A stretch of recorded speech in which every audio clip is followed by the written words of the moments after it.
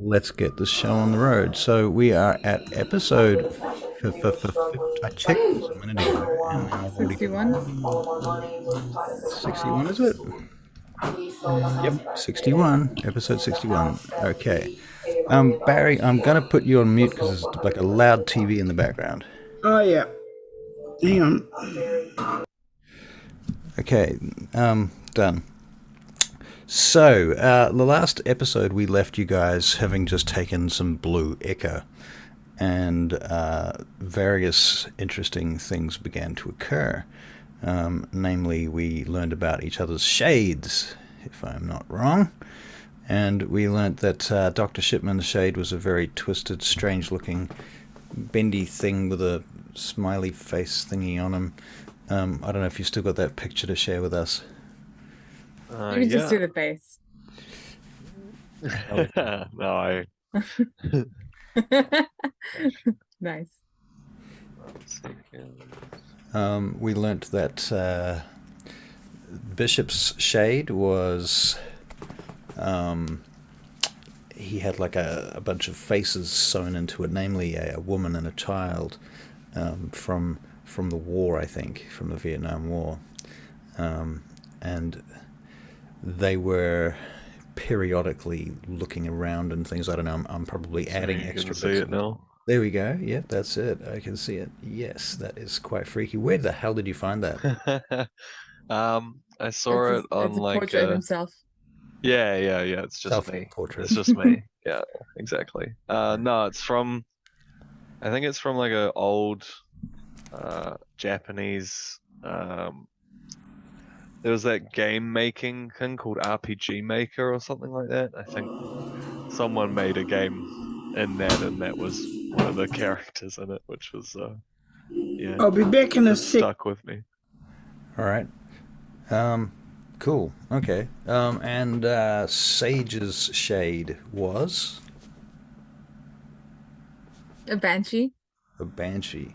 How do you describe a banshee? How do you describe a banshee? Well, kind of like a well-worn woman, I suppose. Yeah. A ghost. So a cross, but sort of a Who crow. was crying. Ghost. Okay. I don't know if you can see it, but I've drawn tears on today. You can kind of see them. But Yeah. she has like long white hair. She's in like a really nice outfit that's sort of tattered at the bottom, and she has a crown on her head.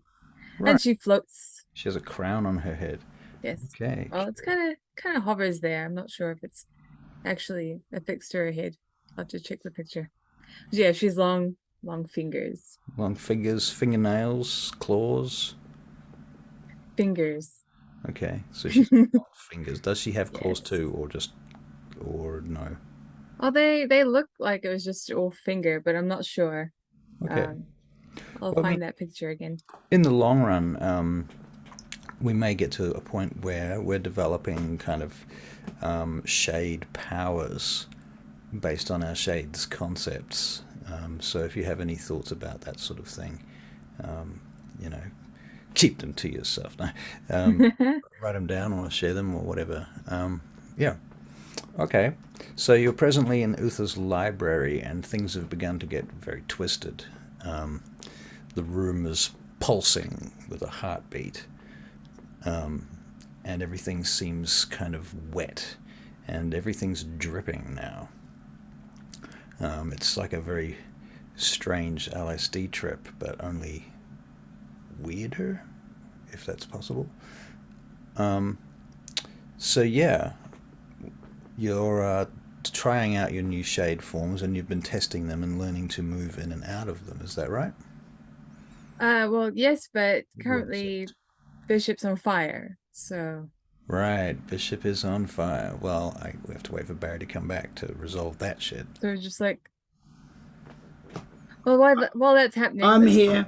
Okay. Are you going to do a video tonight, Barry, or are you...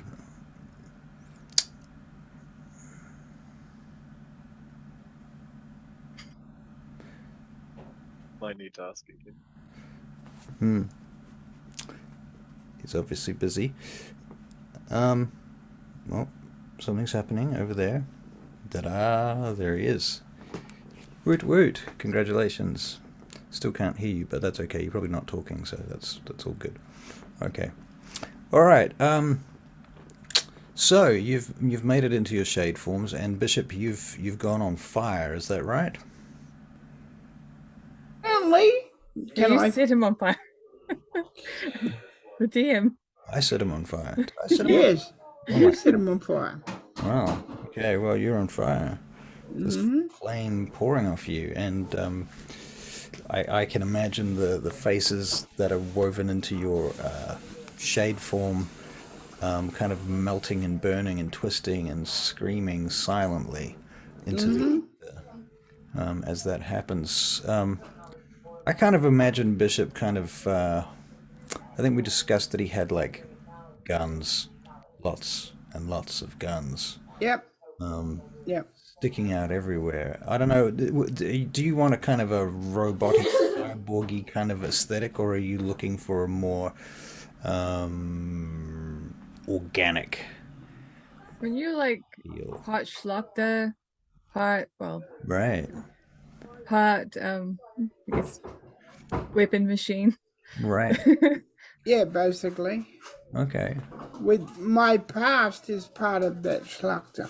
Yeah. The people, yeah. Right. Your Schlachter is made up of some of the people that, and they probably change from time to time as well, I imagine. Yeah. And, who's kind of there.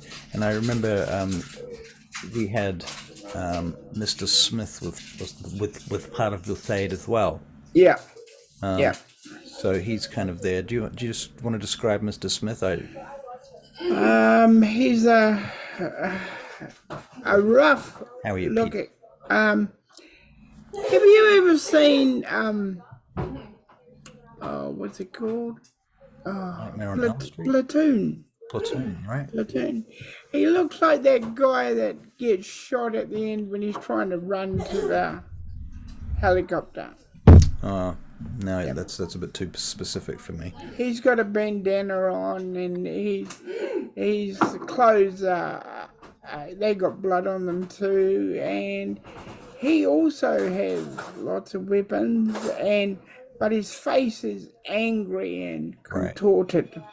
Do you think that his shade is carrying like weapons on straps that are like just strapped to him, like just kind of more than would realistically be able to carry, but still strapped to him, or are they actually attached to him like a robot? They're attached to him like a robot. He's more cyborg typey thing. Okay. Yeah. All right. So this is what you are confronted with, and Sage, as we described, as a banshee, and Dr. Shipman is a weird Japanese subcultural underworld construct that's kind of hard to describe, besides being demented and giving a sense of dementia. Yeah, the way I would do it is just like a distortion of my own character. Right. Yeah. Right. Okay. All right. So you've transformed into your shades, and let's have a let's see. I'm gonna get Barry to do a what do you call it? There's a self-control check to see if he can overcome this burning flame. This is Bishop. Self-control.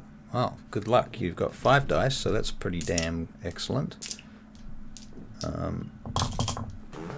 And you get a 9, a 10, and a 6. Oh, that's actually an 8. So yes, okay. So you kind of pull it back in again, and the fire goes out, leaving only blackened, charred corpses in your shade. Are you okay? I'm fine. But he's not.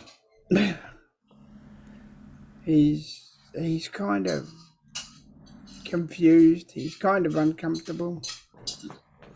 And Alan's shade we described was like a motorcycle wreck accident. All stitches and open wounds and broken parts, smashed skull. And sometimes when he turns his head, it kind of looks like there's the patches that have been sewn into him are in little hexagrams, the shape of the pieces of a soccer ball. Okay. Who else is present besides what's his name? Evil Sid. I mean Garth. I mean Alexi. Well, Hentai fantasy. I'm pretty sure Parker was there, but he didn't take the Ichor Right. for obvious reasons. Uther is there. And you described what his was. So And Uther's was like a monk with this book behind his head, like a halo shining light from it, this kind of unholy light coming forth from the pages of the book.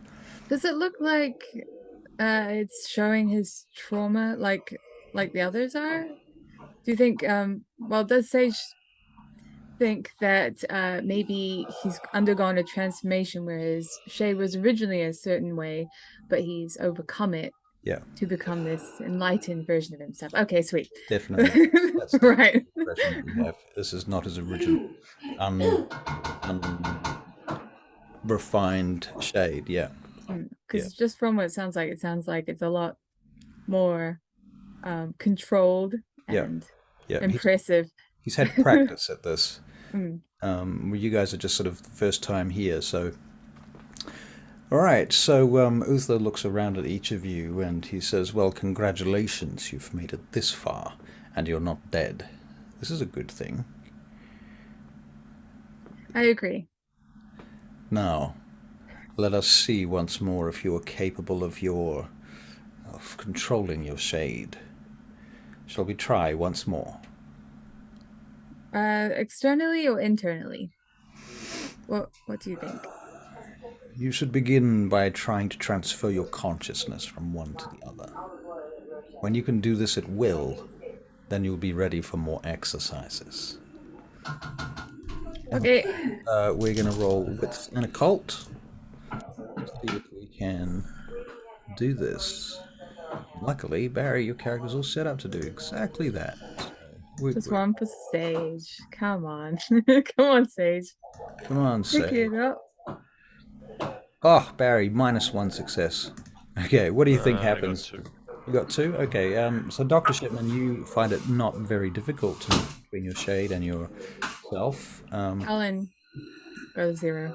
In fact, I would say Dr. Shipman may even have a special advantage at this type of thing, due to his Malkavian curse/gift. Right, Alan got nothing. Nope. Okay, Alan's sitting there struggling. He's like, "Nah, don't get it. I don't fucking get this. I can't even see the fucker. Like, can I? Maybe if I look in a mirror or something, well, I'll be able to see it in the mirror." Uther says, "I'm afraid that is unlikely." Oh, come on. Barry, you got -1 success, so that's actually sort of negative. What do you reckon happens there? Do you? He's disturbed by it because he knows what it is, and he knows what the fire is and what he did to make that fire come into his life as part of his. Right, fair enough. That makes a lot of sense. Okay. So he's how does that manifest in the world in terms of like the scene? He's showing too much of himself. Right. Too much of who he really is. This is the nice part, the him as a person. That is his real part. That is who he really is. Right. Okay. So this is a sort of underlying nature coming out. Yeah. Right. And his underlying nature, he is actually a survivalist, but he's obviously very tortured about it. Oh yeah, he's done some bad shit. Right. Okay, but mostly in the course of survival, not necessarily in the course of. Sometimes in the course of revenge too. Right. Revenge, yeah, that makes sense. Yeah. But it's not like doing it for fun. No, he never did it for fun. Right. Unlike certain Dr. Shipmans that we know who might just do things for fun because it's absurd and fuck it. Am I not right? My mic is doing weird things, transferring from one earpiece to the next, but what the? I didn't want it to be I'm not Not Recorded. experiencing that. That might... Fair enough. Oh well. Well, we have to fix it. I turn my gain up a bit more, and see if that makes any difference to you. Come here and... I don't want it to be a hassle. So Right, fair enough. It's all good. Shit happens. So, yeah. Can you make perception checks, please? Perception alertness. Alan's first up with 3. Oh, both of them have 3. Both of us. Yay, 0. Okay, so Shipman, you're obviously quite distracted with being a shade, perhaps. Okay, Barry, we'll roll your perception alertness. Do the head floppy thing. And then like, yeah. Do the meat spin with your head. That's not the term to use. Okay, I couldn't think of the word. It's the only word I could think of. Okay, so Sage got 3 successes, Shipman 0 successes, Bishop 5 successes. Alan also got 3. Alan got 3. Okay, good. Let me see if anyone else. Okay, Uther immediately looks up, and he says, "I'll be back."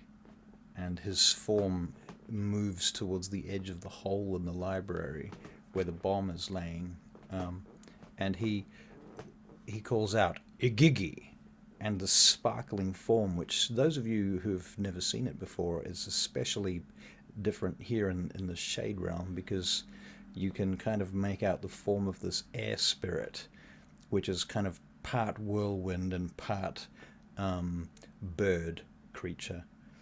And it wraps itself around him and lifts him up off the floor and flies him out through the ceiling. And he goes, yes. You asked us to think of our, like, was it planetary alignment or something, element Yep. of our spirit? Yep. Of our shade? Yep. Does everyone have that sorted? Did you want to know? Yeah, I'm interested, definitely. It's going to be most important for you in the end of the day, but yeah, I'm keen to know. What are your thoughts on that? Well, Sage is going to be air. Okay. All right, well, that's a start. There are 3 zodiac signs associated with the air. Yes, I went with Aquarius. Ah, okay. and that's it's Uranus planet. Uranus, yeah, okay. Okay, yeah. I'm not trying to get the DM's favor or anything. Although I could if I could. Yep. Fair enough. Okay. What you guys? No, that's fine. I mean, I'm guessing the obvious one for Smith is not Smith. Sorry, Bishop. Mars is clearly an aspect of his character. So Mars and fire and Saturn and Earth, all connected in various ways to his character. Okay. Shipman, do you have any thoughts on this at this point? I'm just gonna say Gemini. Whoa. I actually thought of Scorpio. Oh yeah. But then water, I guess, as well because of Scorpio. But I wasn't too sure about the planet. I was saying to Charlie, I kind of like Venus because it's the most Earth-like planet, but it's inhospitable. Right. Right. Yeah, that's not entirely sure yet. Well, I mean, if you think of the planet, Gemini kind of makes sense. Gemini makes a lot of sense, but it's I mean, you might have there might be a planet and a zodiac and an element, right? So Gemini's air, so it's going to be about thinking and thought and intellectual stuff.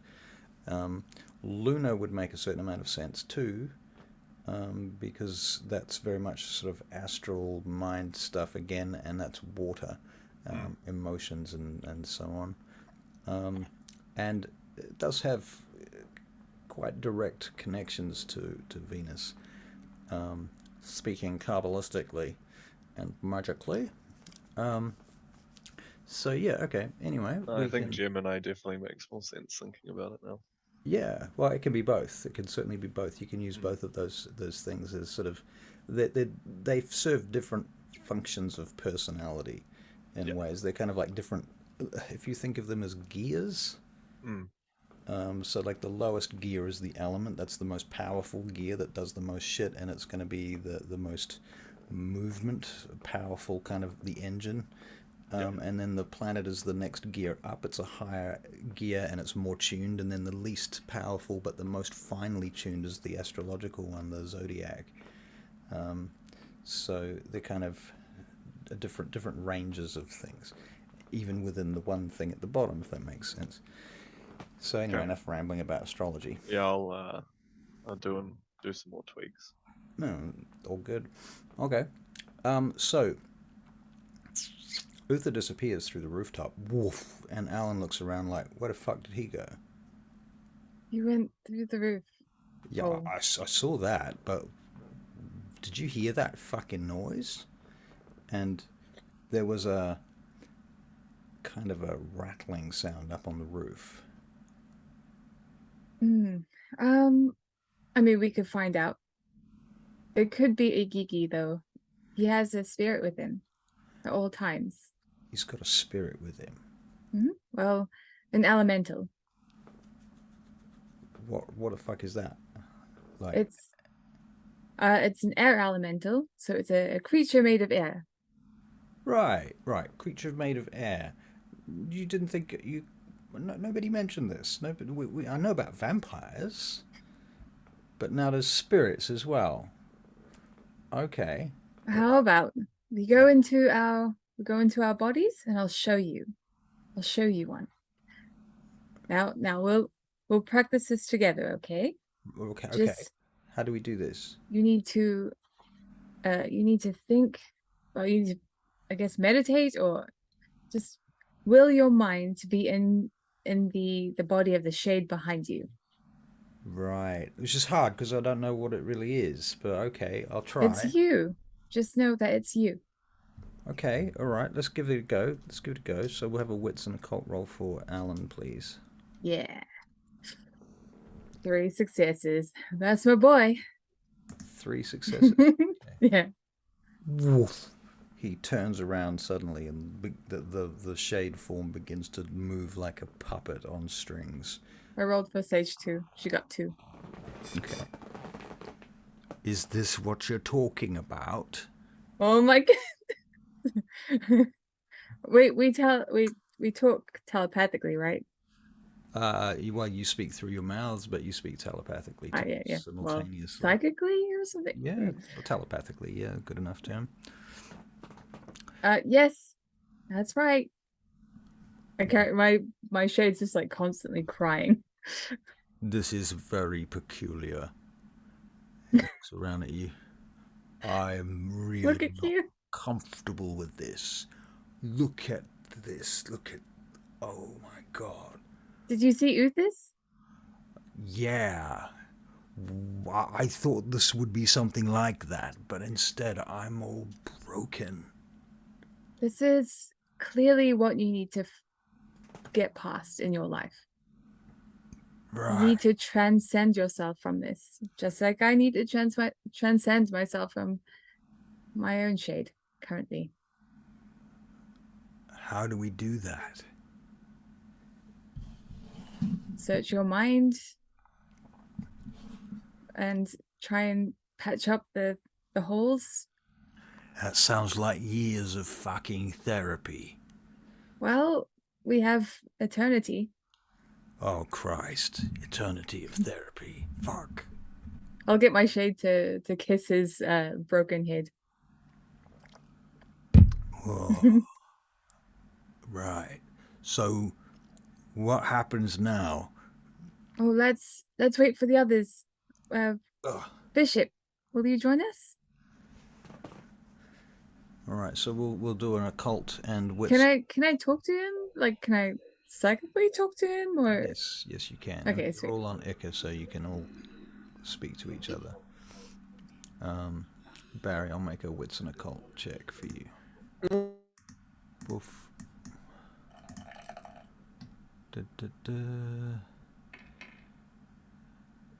4 successes, Bishop. Nice. Bishop goes, and you're in your shade. Shipman, have you tried this? Have you managed to get into your shade at this point? Yeah, I think I succeeded at the very beginning. Did succeed. Yeah. Yeah. You did. All right. Sage is called Ghost Sage today, I see. Yeah. Uh-huh. Look All at how right. pale I look. You notice that some of the books in the library are dripping blood onto the floor. That's messy, but that doesn't exist in our real world. All right, shall we? But don't you think there must be some kind of reason for that? Should we have a look? What do you think it is? I'll walk up. I'll float up. Yeah. And I will get my long fingers. When you do that, Sage, you notice that your body's dropped onto the floor. I'll pick that up later. Float over. All right. Try and pick up the books or try and investigate. Okay, well, you discover that when you're fully in your shade form, you're unable to grasp the book. You need your body to touch manual things, to touch physical material things. What books are bleeding? There are a number of books. Some of them are books on occult philosophy. Some of them are books on history. The history books particularly are bleeding, I think. Yeah. Wow. Some others. You get the sense that it's the basically all the trauma that went into writing them, and that causes more or less bleeding from the books. Okay. Out in distance somewhere through the hole in the roof, you hear this whoo, whoo. Alan, come with me. And I'll grab his hand and then float. Where are we going? We're going to see the who. Okay. So you guys drift up through the ceiling to the rooftop. Yeah. Okay. That's what we do. Barry and Luke, what are you guys going to do? I mean, is this a communal thing? Yeah, I'm sure. Yeah, I guess I'll float up as well. Okay. Barry? I will leap up. You leap up, okay. Yeah, because he doesn't know what it does. Okay. He has no idea. Right. You jump up through the roof hole, and at that point you view the city from your shade forms for the first time, and it's quite odd because the city looks a bit different. It looks sort of post-apocalyptic, as if the city has been destroyed. There's clouds of smoke in the distance. You can see black shapes flying around over the city itself. And there's this owl, but it's like an owl spirit sitting in a tree nearby, and it turns its head around and opens its eyes and looks at you all and goes, "Whoo." Who?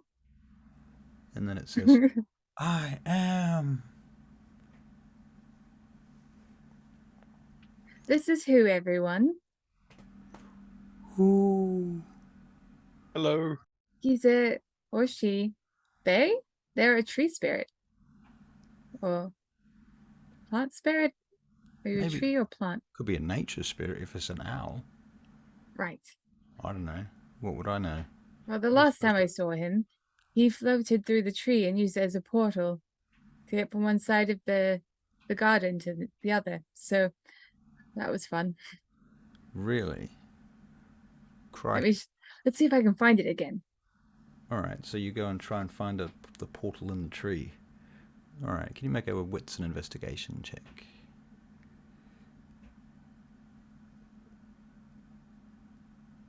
One. It seems to have changed a bit since then. The tree apparently has grown and changed and twisted, and it's a bit different.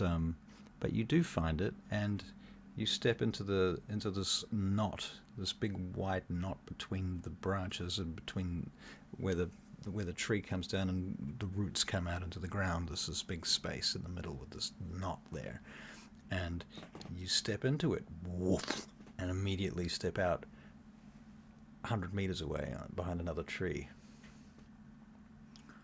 Did you see that, Alan? Look, we're in a different location.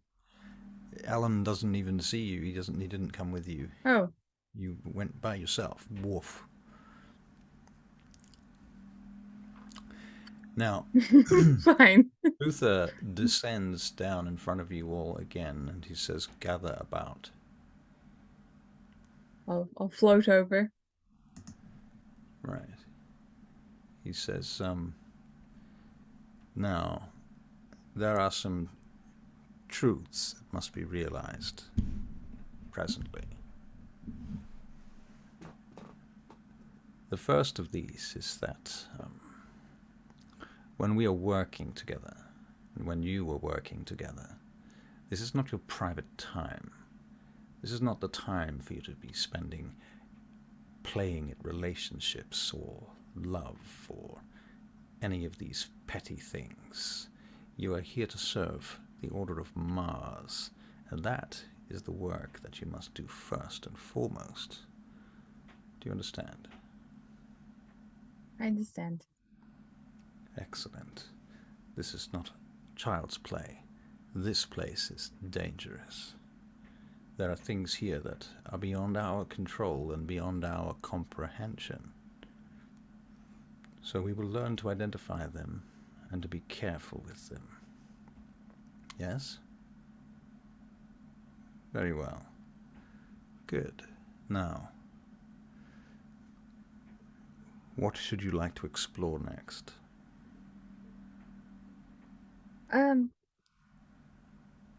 How do we change our shades? How do we transcend? Time and practice, and more than anything, understanding that which is within your subconscious must be brought forth into the conscious light. This can be seen as an alchemical process. It will take time. Uther, can I just ask why we're doing this? What's the point? Well, my friend, this is the first step towards the place to which we shall all return when the time comes. Everything that you learn here will be applicable in the underworld. The underworld? Not a subject I wish to open up quite yet, but seeing as you have pushed the issue, yes, the underworld. You seem skeptical.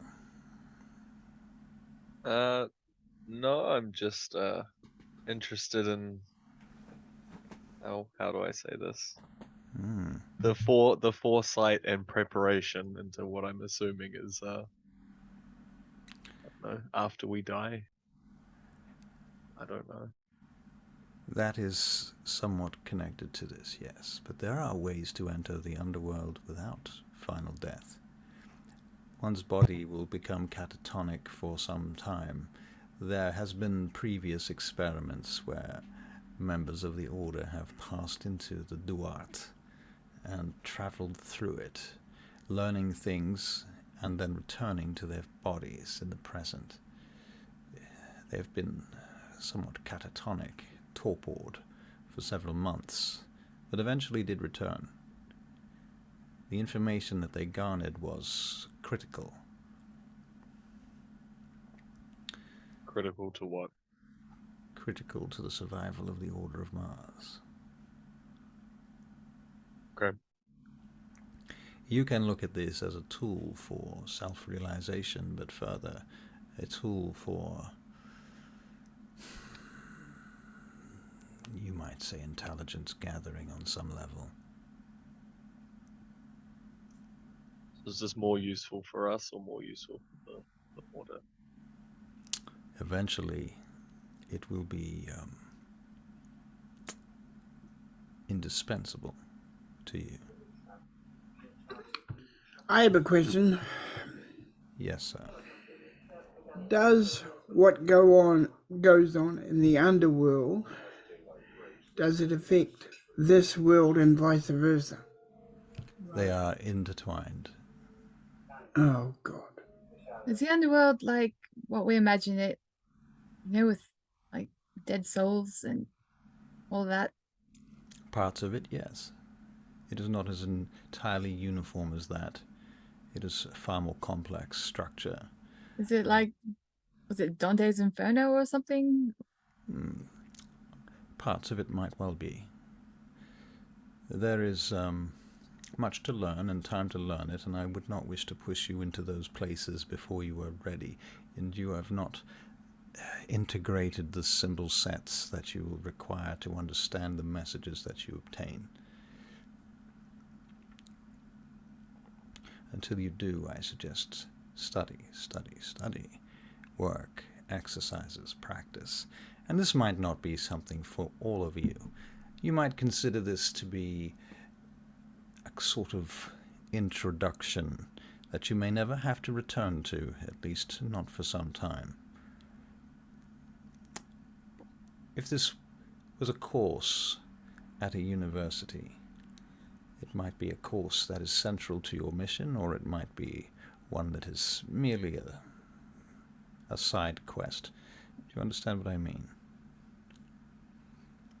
You will eventually choose. I am curious as to your own aptitudes for this work.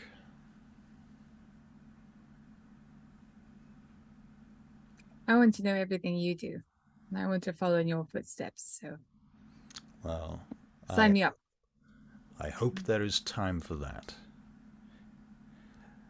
You are all aware of the prophecy of Gehenna. That we are. At the time What's of happening? I just Oh my God. Yeah, I heard it crashing in So Barry's this starts twitching. Gehenna happened as somebody threw dishes in Barry's sink, and we heard it go. He says at the time of Gehenna, these two worlds will collide inexorably. Okay. There will be a fracture between them. Literally? I have not seen it literally yet, but I have no doubt that it will happen. It has begun. The signs have begun to appear. Look, he shows you the sky. And in the sky there is this bright red star, much bigger than any star you've ever seen before, bigger than any planets. It's not as big as the sun, but it's big. And it sits there ominously. That tells me. Is it coming closer? It has grown larger in the last year or so. It has been visible for 100.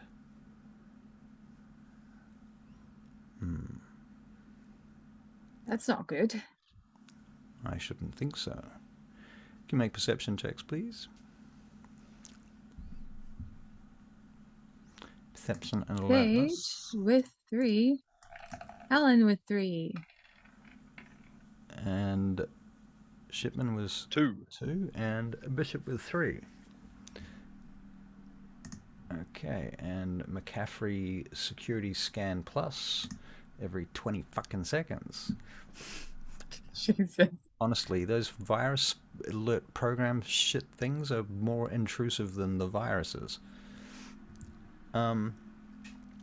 Okay, so you hear this howl, this wolf howl, in the distance across the landscape, and looking around you see what must be Thaddeus, but here is Thaddeus's shade, this enormous wolf with 6 legs. And it's just a really big scary wolf with 6 legs, sitting under the moon howling.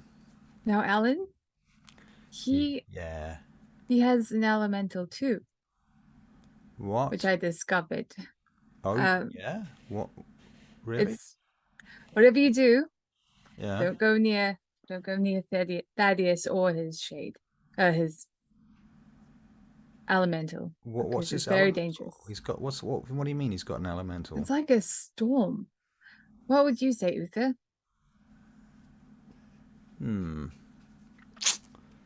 I should say that Thaddeus has powers beyond my knowledge.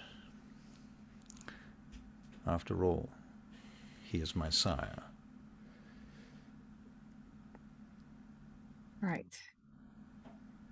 Well, his elemental was scary and it didn't want me to be close, so I stayed away.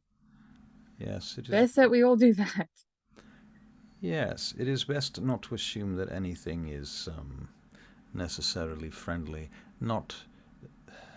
Leave Neither me in normal plane, so I'm not gonna go near him in this one. As above, so below. So, yes, do not assume anything is either civilized or domesticated. Very well. Eventually, yeah. Can we do things well, Bishop, he burst into flame before. That which you can conceive of can be performed given the right application of the correct energies in the right direction to the right substance in the right way. Do you want to try and apply your fire, Bishop, to something? Bear in mind that what he does here will be contained to the duat presently.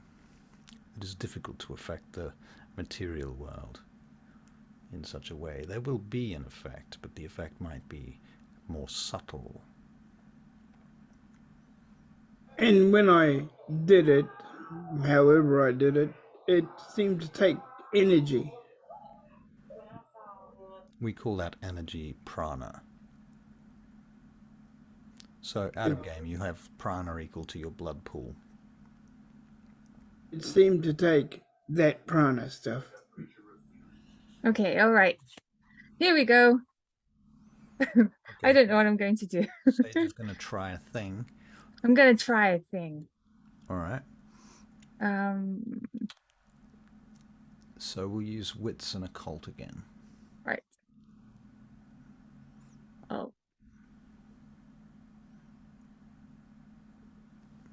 What's your willpower, Sage? So 1 success. My willpower is 9. 9. Okay. Wow. Fuck. Okay. 1 success. And what is the thing that you were trying to achieve? Anything. I don't quite know how this works yet, so I just want to what are you visualizing? Shove some energy in a direction. Okay. And all right, well, your shade screams then. Oh, awesome. It's a banshee, right? Yeah. And there's this kind of sonic etheric blast that comes out in waves, ring waves that comes off you, and you see the trees kind of shake, and the owl who flies away. I'm sorry, Who. I didn't mean it. I'm sorry. It reminds me of the squirrel situation. The what situation? You don't want to know. Oh. No, probably. Okay. Luke knows. Okay. All right then. So, this goes on for a while. Lessons are taught. Basically, Uther teaches you something about prana. You might practice some of these types of techniques. Does anyone want to try a thing? Barry, you want to try something? You have to. The main thing here is if you need to imagine something, and the more you imagine it, the more you describe it, the more likely it is to work, especially if it doesn't violate the laws of paradox. This is where I'm stealing things from Mage the Ascension. I would like to create I'd like to envision myself playing we'll make it like a lyre or a harp or something.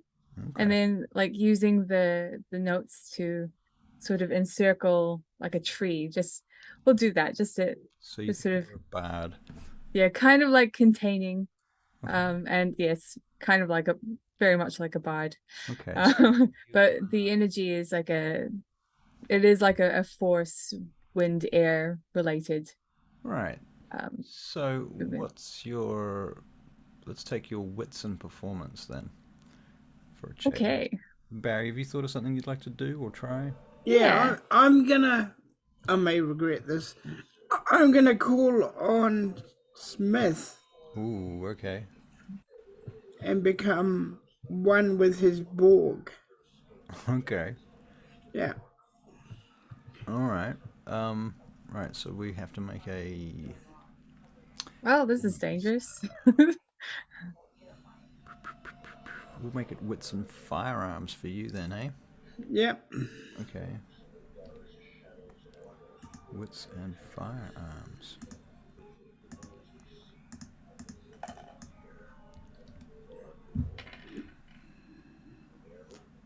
Nice. 5 successes. All right, so yes, your various weapons and things start popping out, kind of like as if they were coming out of a sort of fourth dimension, just snapping out of your body. You've got a fucking cheek kid calling me. You son of a bitch. Someone's out Malkavianing the Malkavian. That's true. Malkavianing the Malkavian. That's scary, isn't it? But seeing I got a gun, I'm happy. Okay, what are we shooting? Hurry up. You were always slow. I don't like that. Come on, let's get going. Let's get killing. So Okay, chain gun. chain gun comes roaring out from inside of Bishop Smith's arm, and you start shooting up the fucking environment, do you? Yeah. Oh dear. Okay, so there's like tracer rounds that's firing through the astral, just hitting everything. Yeah. Shit flying off everything, birds flying away, various spirits of the air, spirits of the earth, spirits of the trees, shaken, stirred, and otherwise terrified, and they go flying off. And go back. And go back. Get rid of him. Gun winds down after it runs out of its clip of ammunition. Shipman. Hello. What are you doing at the moment? I guess I still, even though I've merged, do I know what it looks like? Do you know what looks like? And my shade. Your shade. I don't know. What do you think? This is very freeform. The only thing I would be thinking of is trying to actually fix the parts, like the neck and everything. Right. Okay, that makes sense. Well, is it kind of like a serpent? I think it's more. The idea, I guess, was just the distortion of his own self, but based on the neck and everything, it kind of seems like it's always just going to be things that need to be fixed, right, or repaired. Right. I don't know. I feel like I would be trying to do surgery on myself in a way. Okay, well that makes sense. Yeah, why not? Okay, well you can, and it is your shade. No, okay, I get that. All right, so you want to make a wits and medicine check. Okay,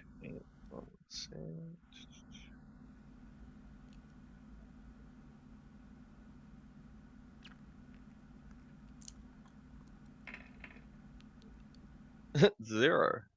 0 successes. Well, okay, you're finding that it's difficult to do that. This whole snake eating its tail kind of thing happening, where you just can't see what you're doing, and so you keep twisting around and around, looking to try and see yourself. And Alan says, "Are you all right there? You're trying to see something. It must be fucking hard to see when you're upside down like that. Do you need help?" Yeah, if you want to help. What are you trying to do, Doctor? I'm trying to fix myself. Well, maybe we can help you if we like. What if we try? It looks like you've got something wrong with your spine or something. You know, maybe we can click it back into place or Yeah, something. why don't you come over here and I'll tell you what to do. All right. He comes Okay. around and he's like, "All right," and he moves around to where you are. He comes around behind you. Okay, are you ready? Tell me what to do. I guess I'll tell him a spinal corrective All sort right. of procedure. Let's give that a. I guess this can be intelligence and medicine this time. This for Alan? No, this is for Shipman. Okay. Right. That's why he's trying to teach Alan. Two. 2 successes. All right, and Alan to follow procedures.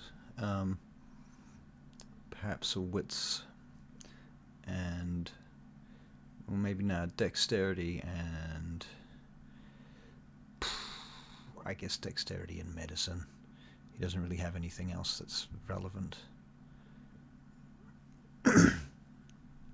Just one. Just the one. Okay. Well, yeah, it helps. It helps a little. There is some corrective aspect to what he's done. There's one of the vertebrae in the serpent Shipman's neck is repositioned. Well, that seems to have helped a little bit. I think that even if that kind of happens, I think it would just reset. Just It would just go back. into place. Yeah. Right. Fair enough. Okay. Thank you, Ellen. What Yeah. about you, Alan? What do you want to work on? Well, I I don't wonder know. what your ability is. Yeah, I don't know if I need to worry about abilities there. I'm more concerned about all this fucked up shit. You know, I think it's probably more important that I get myself together before I start trying to cast fucking spells and shit. You know what I mean? Like maybe it's dangerous if I don't have my shit together first. I mean, he kind of looks over at Bishop for a moment, like you Right. saw what he did, and like wouldn't want to be on the other end of that. Wouldn't want to accidentally do something, right? But how do we help with that? Don't know. Maybe it's just a matter of practice and stuff. But did I don't know. Do you regret this situation? All this? Do you regret any of it? Because if it wasn't for this, I never would have met you. Well, I don't know. yeah. Do I regret it? I don't know. I mean, I regret lots of things in my life, but not so much that I'm, impaired by them usually. This is your life-changing moment. Well, I mean, look, the motorcycle accident certainly led me into this whole business of vampires and this world of darkness kind of business and so on and so forth. So I suppose it was kind of, formative in that respect outside of my real life.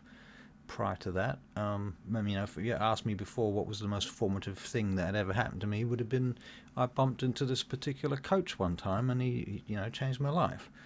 And that's how I got into professional football. But after that, I suppose it could have been winning the he goes on about cups and soccer and stuff I don't know anything about for a while, and compares that to this. We probably don't have a lot of time. You can have a chat to me after we've been in this world, okay? Yeah. Do you see those bats? I look up. There are these large bat-like creatures, possibly the size of aeroplanes, flying overhead. Oh, those are huge. Yeah, they look like they're carrying something. And you can see these cages hanging underneath them. Uther, what are they Flying carrying? off. You're not ready yet. You keep saying we're not ready. Believe me, you don't want to be ready, Sage, not too soon. I should not like you to be lost here. It is not something that is That enviable. lost people. Yeah, you might say. You might say. There have been incursions into the etheric realm of recent. There is a...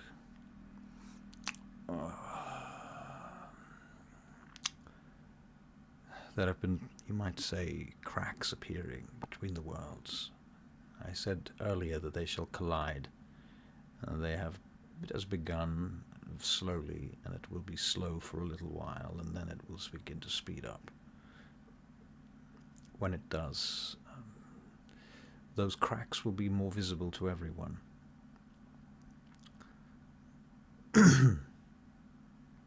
Any way of prevention? Prevention? I don't think so. Any way of saving who? Saving all the spirits? In the end, you can take comfort in the knowledge that they are one. Okay. This, the Ichor begins to wear off slowly. Well, we should probably get back. It's getting weak, isn't it? Yeah, I'm feeling quite trained, actually. Yeah. It's Right. fun, though. Come on, Alan. Everyone else, all the NPs look at you. Fun? Uther, Yes. sir, I need to speak to you privately. It enters into your mind. You may speak to me now. Wish it's white room.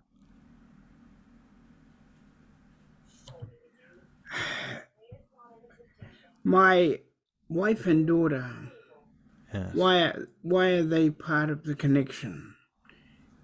They are intimately connected to your trauma and your past. They are a part of you. Their indelible imprints have been made upon your subconscious, and you are unable to let them go, Bishop. They want me to join with them. They keep asking me to join with them. Are you afraid to do so? I'd be a fool if I wasn't. It is often the thing that we fear the most that will give us the most power. But they're not combatants. They know nothing of war. They know nothing of my world. Well, they are also not real. They are a part of you. So, you must consider them as symbols and not real. They are real, in the sense that they exist here in this plane.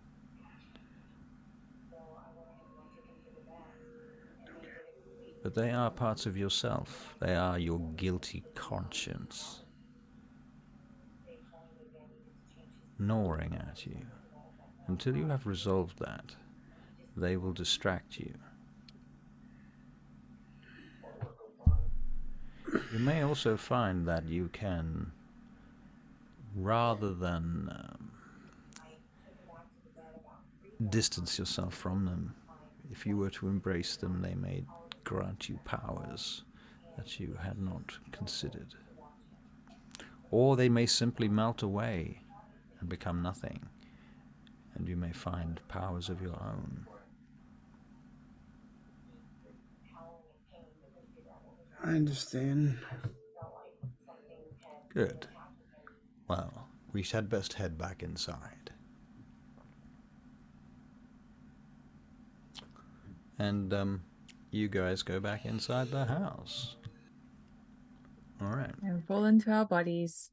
Right. I pick myself up off the floor. As you're getting to your bodies, can you make perception checks, please? Alan, number 1. 4 successes. Page number 2. I only got 1.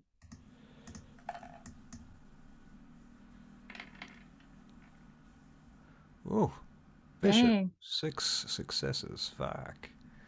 All right.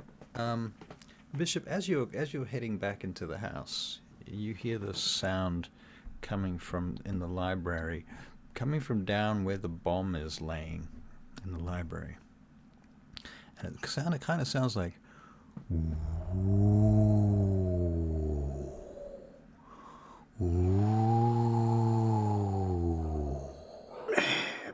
you feel Uther. yourself kind of drawn to it. I, Dr. Shipman, how many did you get? I go to it. You go to it. Okay. Was it perception alertness? Yes. Did Alan also get called to it? You got 4 successes. 4 successes. Yeah, Alan is now walking down amongst the rubble, climbing down into it. 3 successes. Okay. 3. Yep, you also are hearing this. Alan, come back here, please. Alan seems to be completely ignoring you, and further to that, Bishop is entirely ignoring everyone too. And as you climb down into the rubble, Dr. Shipman, Uther calls out, "Igigi," and the air spirit comes whipping down and restrains you, lifts you up and casts you back up onto the furniture upstairs. And then it whips back down to grab Bishop. Actually, it gets Alan first and picks Alan up and drops him back onto the furniture. And Bishop, as you're crawling down inside there, you get almost to the bomb, and as you're approaching the bomb, you can hear it's coming from inside it, maybe behind it or under it, and you have the urge to move it, to turn it over. Shall we make a self-control check? Which is quite high. While this was happening, is there Yep. any way of using like a sort of... Is that everyone doing a self-control?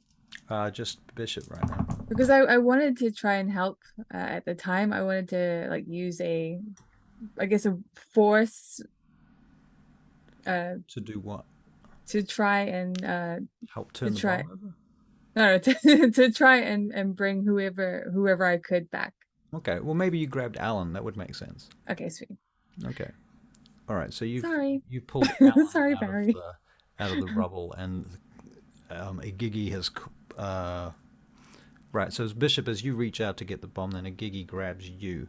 Oh no, we got Dr. Shipman first, didn't we? Yeah. All right.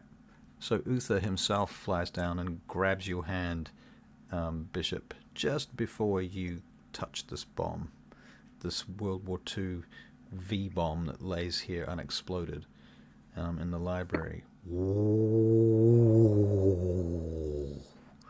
It's penetrating into your brain like a drill, and you find yourself caught and then picked up, and in a flash back upstairs in the furniture, thrown back into your bodies. Poof, poof, poof, each of you.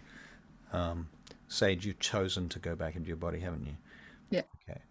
All right, and so you kind of wake up from this Ichor trip.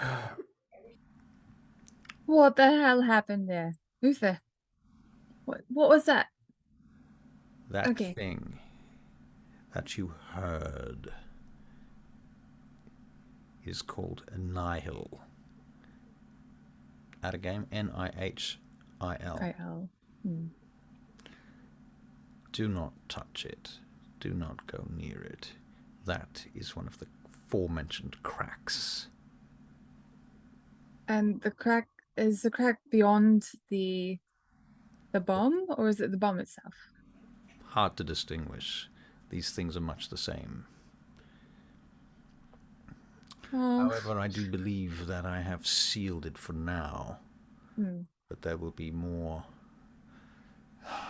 It will become more difficult over time. Is there any way I can help you? Yes. You can I'll assist. do what I have to. He says the key ingredients in blue ichor are required, and they're very difficult to acquire. And you know what they are. Yes. And it's not a very easy, or I guess it's kind of a bad way of getting it, I suppose, right? If you can find alternatives, I would be interested in that. I'll look at Shipman. Any ideas? I don't know. I don't know what's in Blue Ichor. Well, Oh, right, the eye. Yeah, I can probably help with that. Do they have to be from living? no. But they do need to be fresh. I can definitely help with that. Excellent. Tell me what I need to do, and I'll work my magic. Excellent. Well, we need a supply of blue eyes. They can be male or female of any age, and they must be dead for no longer than 24 hours. Good thing I sleep in a morgue, huh? What an excellent coincidence. Can you use vampire eyes? No. Easier to get human eyes if we can use humans, rather not I'm have just to. curious because the take vampire can vampires. regen. Of course, you could make yourself a ghoul that was an eye doctor. Well, yes. There would Uther, be a lot I of, I mean, have a potential new recruit I wanted to put forward to you. oh, recruits, new recruits. We're not presently recruiting. Who are you considering? Victor Faust Victor, Faust? of the Tremere. Absolutely not. I know that you don't get along well with the Tremere and vice versa. I get that. However, Victor is the only Tremere that I have ever met that is actually distancing himself from the Tremere. He doesn't he sees himself as an outsider. And you know a lot of Tremere? A few. Who do you know? I know Swain. I know Lawrence Harker. I know Dr. John D. I know that dude from the Prince of, God, what's his name? Prince Montague? Mm-hmm. He does not like you very much, I'm afraid, Uther. Um, I'm aware. although, who cares? It's just a Prince of France, Prince of Milan, sorry.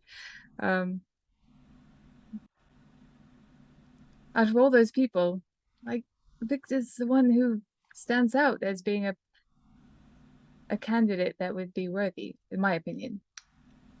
I have found him to be a power-hungry, psychopathic, and, shall we say, well, does he know you can do thaumaturgy? of low character. I don't know yet. It's low character. I haven't seen any of that. He's helped us on numerous occasions. Yes, perhaps. But what he does for his pleasure and time is, well, unsavory, to say the least. And we don't include unsavory people.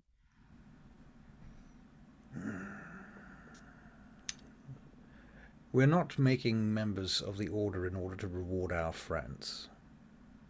No. However, he's a Tremere, and he could be valuable if we can break him away from Tremere. Breaking him away from the Tremere may well be a death wish for him.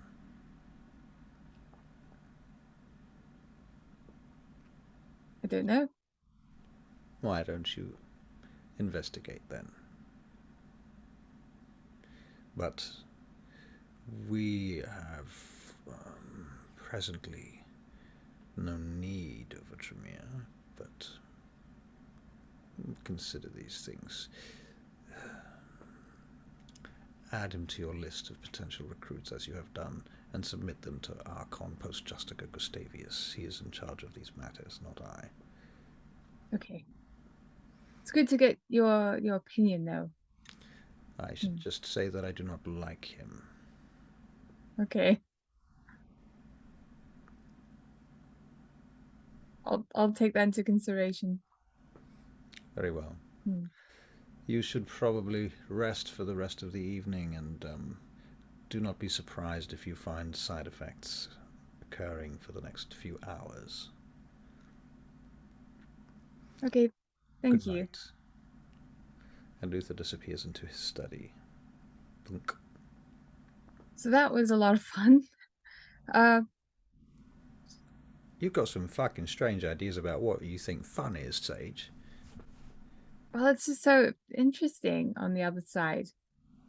But we're truly neglecting what's going on in society at the moment. The whole That's like martial law. Fucking nightmare in there. Like, wow. Like, you guys were terrifying. It's like being in some kind of freaky anime, sci-fi, fantasy thing with all sorts of weird shit going on. I don't know if I like that, but alright. You liked it. I did. You were a junkie, that's why. No. Oh, yeah? No, of course not. Well, I know what sort of blood you like. Am I wrong? Okay, fair. That's true. That's pretty damn true.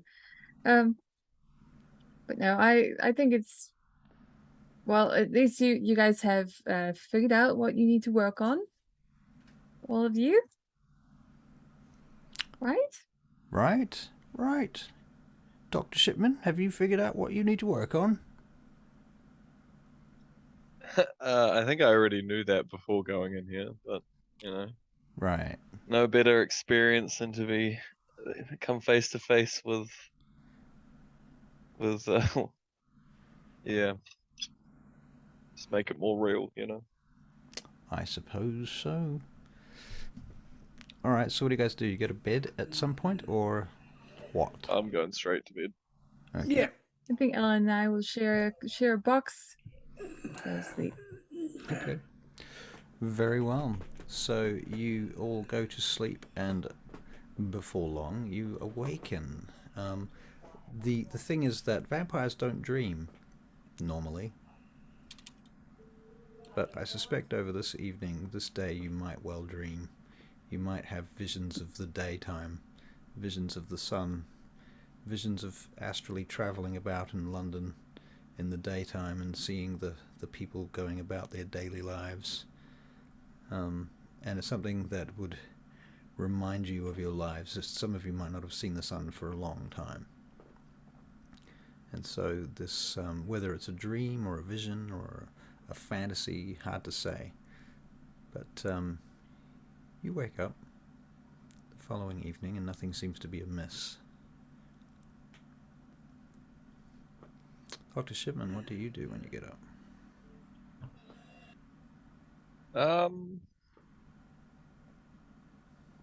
I think I would probably go to the library. Okay. Or have we all gone home? No, I assumed that you were at the house, at Uther's house. Yeah, I would just go to the library. Go to the library? Okay. Can you make a perception alertness check, please? While you're doing that, Barry, what do you do when you get up? Bishop. Well, he's not comfortable because he realizes that Uther was right. He has to deal with his whole family epic, including Smith. Right. Because he knows Smith could be trouble. Smith is absolutely trouble. Yeah. Yep. And he's got to deal with his daughter and his wife at some point. Right. Okay. So you're thinking about this? Yeah. Laying in your box thinking about this, or? Actually, when I got up, I went outside and walked around the building a bit. Okay, cool. Yep. All right, so you're walking around the building outside. You will see Benjamin smoking a cigarette out by the car, and just enjoying a cup of tea. Sage, you and Alan wake up in a box, and I imagine you have a bit of a chat and so forth before getting up. So, Dr. Shipman, you go up the stairs and you had one success.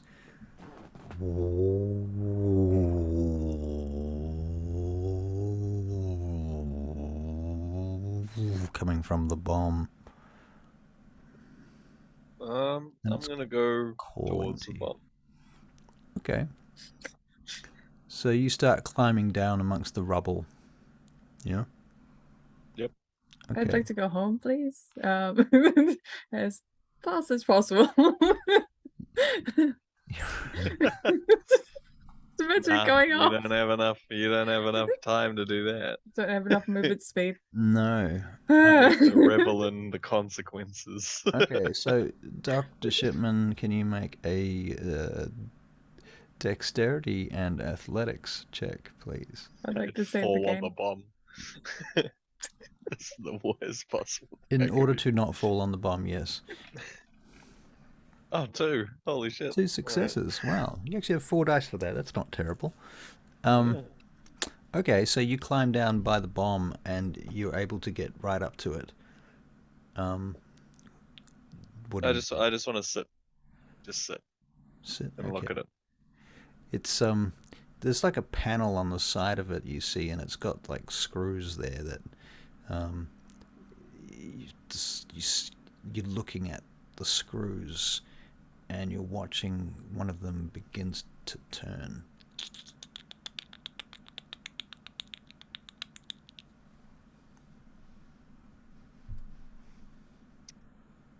I'm gonna keep watching. Okay. I don't have a screwdriver. Okay. Unless there's a screwdriver around. Would you? Benjamin's outside. Parker's probably doing stuff. Who would have a screwdriver? Can't think of anyone. Okay, so you don't have a screwdriver, so you're watching as the first of 8 screws pops out. Bunk! And it lands sort of near you in the rubble. And there's this hole where the screw was that just appears there, and then sound gets a little louder. Ooh, and a little bit whistly as it comes through the hole where the screwdriver was. I pick the screw up. Okay, it's very cold. It forms frost. Is that all there is to it? Frost forms across it. Across the screw. Yeah, you know what? I'm gonna do what you do sometimes with screws, and you like hand turn it back in. Okay, so you start trying to push it in with your finger and screw it back in, and it's you notice the frost on your finger. It starts to grow up your thumb, like it's super cold. You take a level of non-aggravated damage from the cold coming off the screw.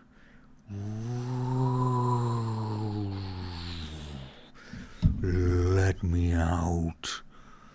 Let me out. Let me out. Why should I let you out? I will help you, Shipman. And how are you going to do that?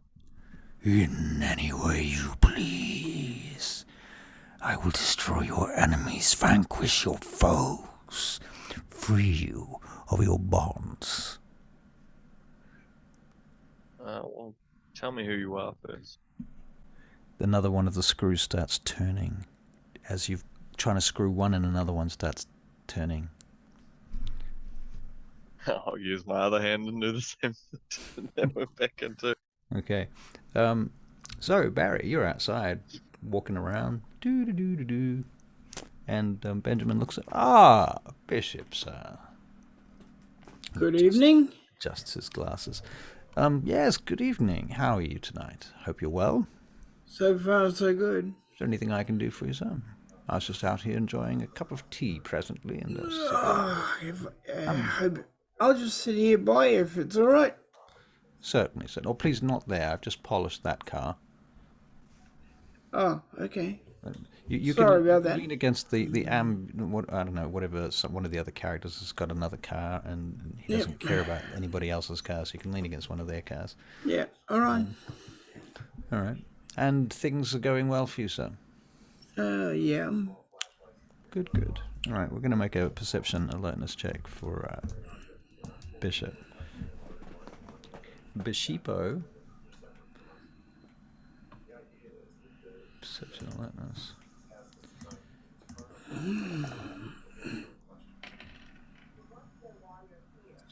Two successes. Yeah, you are reminded of the sound of that thing that you heard coming from the bomb last night. And for a moment you think you heard it again, but you're not really sure. It's a long way away up there.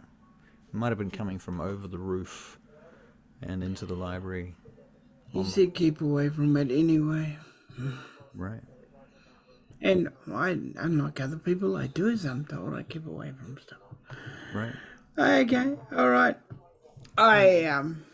So you're engaging in idle chit-chat with Benjamin for some time? And I freeze for a minute because I'm thinking, yeah, but I may keep away from stuff, but there are members of our team who don't know the meaning of the word. So I'll go and have a look and see if any of the team have started to tattoo around with the damn thing. Right, fair enough. Oh, you're right, sir. Did I do something wrong? No, I'll be back in a minute. Oh, very well. And so you go back inside and intersect with Sage and Alan, who have just gotten up. I'm gonna be looking for Corey. Hi, Bishop.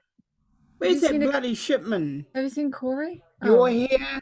I don't know where Shipman is, but... You did see Corey. Corey was outside with a bowl of milk by the car where when you just... He's outside with a bowl of milk by the car. Blue one. I'll take Alan by the hand and we'll go to Corey. All right.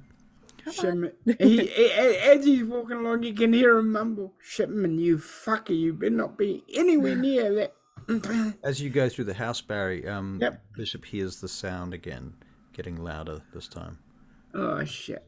Okay, he goes down. Ooh, okay, so you go up Do I hear Bishop coming?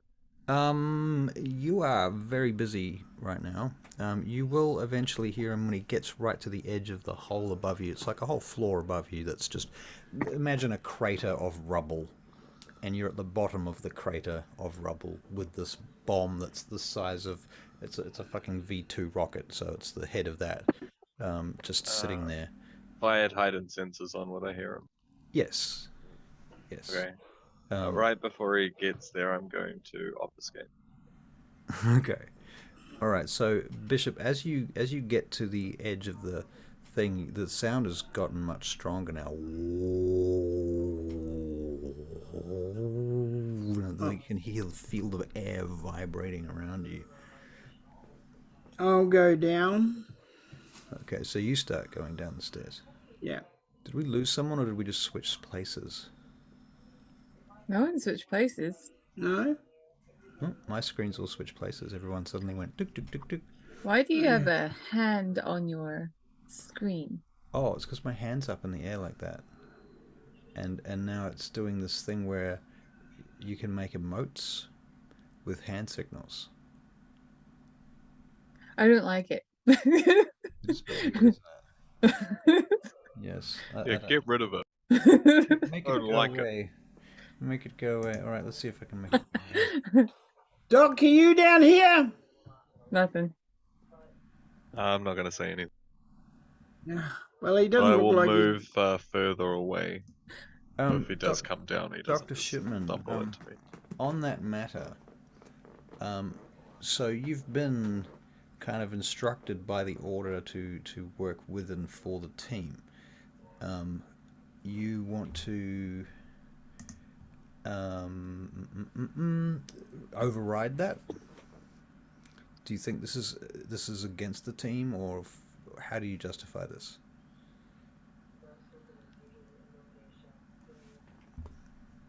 I think I'm more at this point interested in what this thing is trying to tell me Right. versus what I've been instructed not to do, which is not to listen to it. Right.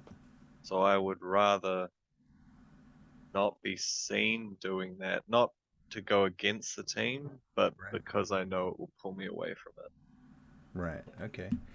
Okay. Well, Very well. I can't see him anywhere, so I don't see a problem. No. So you're coming down down through the rubble. Yeah.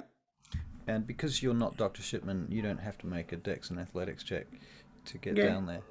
I think probably as well, if Bishop comes down, I will probably try and move around obfuscated and try and get out.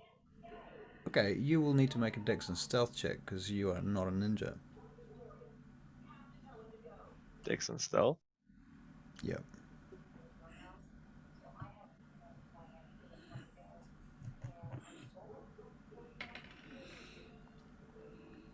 Two successes. Yeah, okay. Okay, so you move away from him. Do you move around the bomb, basically? Is that the general idea? Yeah, if he's jumping down, I kind of want to, think about it as like swapping places. So he's in there and I'm Right. getting You're kind out of there. climbing up and out at the moment. Come back! Come back! Let me out! Come back! Only Shipman can hear this right now. Okay, cool. I'm gonna. Do not leave, Shipman. I have things for you. I will grant you powers. If I think in my head, will it hear me? If I just think, You can tell me who you are. Okay, so you say you think to yourself, tell me who you are. I have many names, Shipman. Many names indeed. Tell me the one that I will recognize. You will know me henceforth as Shadim. Okay. I'll be back. Go quickly, Shipman. I must be freed. Okay, so Barry. I'm gonna go find Uther when. Okay. All right. So Barry, you're down at the bottom of the pit, the hole. Yep. Ooh, and you notice that there is a screw missing from one of the panels. And as you're sitting there, you're looking at it. The second screw begins to unwind. Oh, crap. Okay. I go up the ladder to get a screwdriver so I can screw it in. There ain't no ladder. It's just rubble. But How did I get down there? you just climb down the rubble. Oh, I'll climb up the rubble. All right. Okay, so you climb back up, and as you do, well, Sage, you're outside with Coterie. Yep. I And pick her Benjamin. up, give her hugs. All right. And Uther, Shipman, you find Uther. Or do you? Yeah. All right, you find Uther. Are you there, or did you run away? Did he run away? Will he be back? He will probably be back. All right. Well, in the meantime, he's looking for Uther, and maybe they're having a conversation. So, Bishop, you're running around looking for a screwdriver, whereupon you go outside to find Benjamin, who's the only person around here that would know where the screwdrivers were. Benjamin! And Benjamin's Buddy! there with Sage and Alan. I need a screwdriver. Oh, screwdriver, sir. Yes, I should have one in the toolkit over here, sir. And he pops open the trunk of the nearest vehicle. Bishop, why on earth do you need a screwdriver? Screwdriver, sir. Oh, thank you. I will Phillips head or a also flathead, need to know where Uther is right now, this second. I believe Uther is in his study presently. Can I get to his study? It's important. The bomb casing is unscrewing itself. Oh, yes. You Benjamin should definitely. drops the screwdriver and starts running to the door. And Take I'll it. celerity to the door, speed him. Okay, do you leave the screwdriver behind? Oh, no, I grabbed the screwdriver. Okay, good. Okay. Alan's like, what the fuck's going on? Take Coterie. Hop in the vehicle, okay? No, Sage, I'm not taking Coterie and hopping in a fucking vehicle, alright? Just in case, No, please. Sage, you get in the fucking vehicle. You take Coterie. I'm getting a bit tired of being treated like I'm a 4-year-old.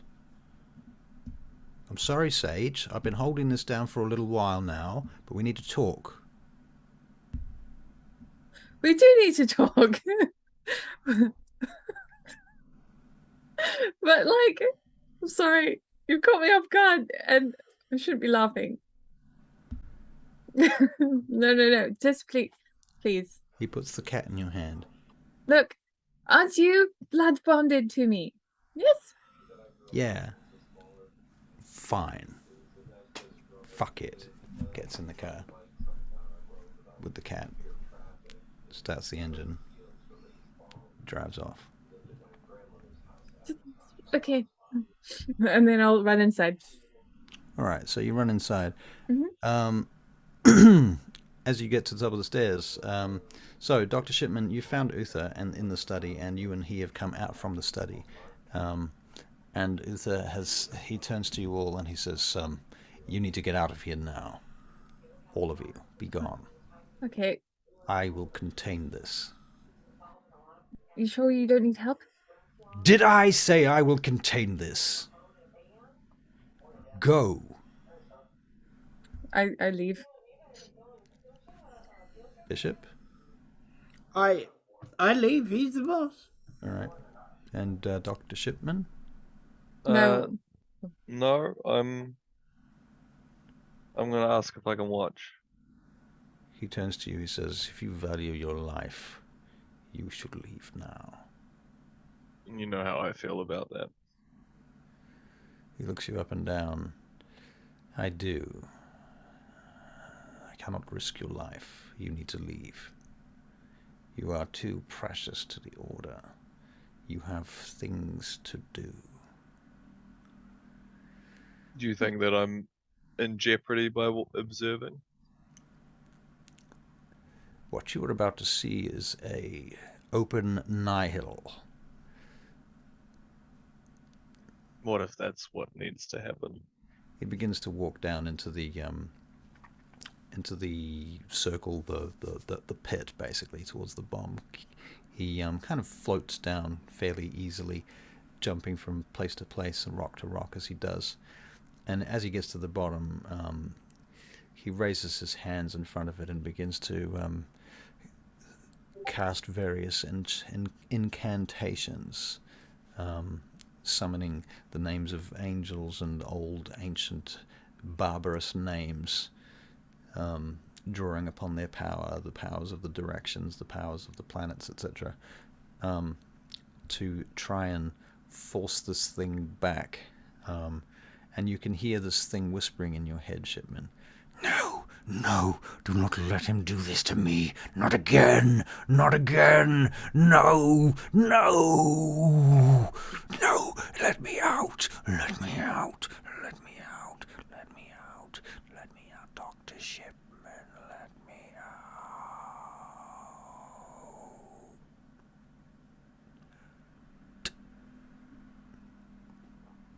And finally, he seems to have finished it. By the time he's finished it, he's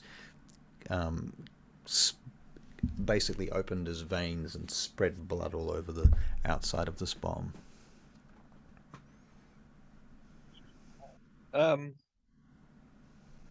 So I think Licks the his wound. name is. He said his name is Shalim. Is that what he said?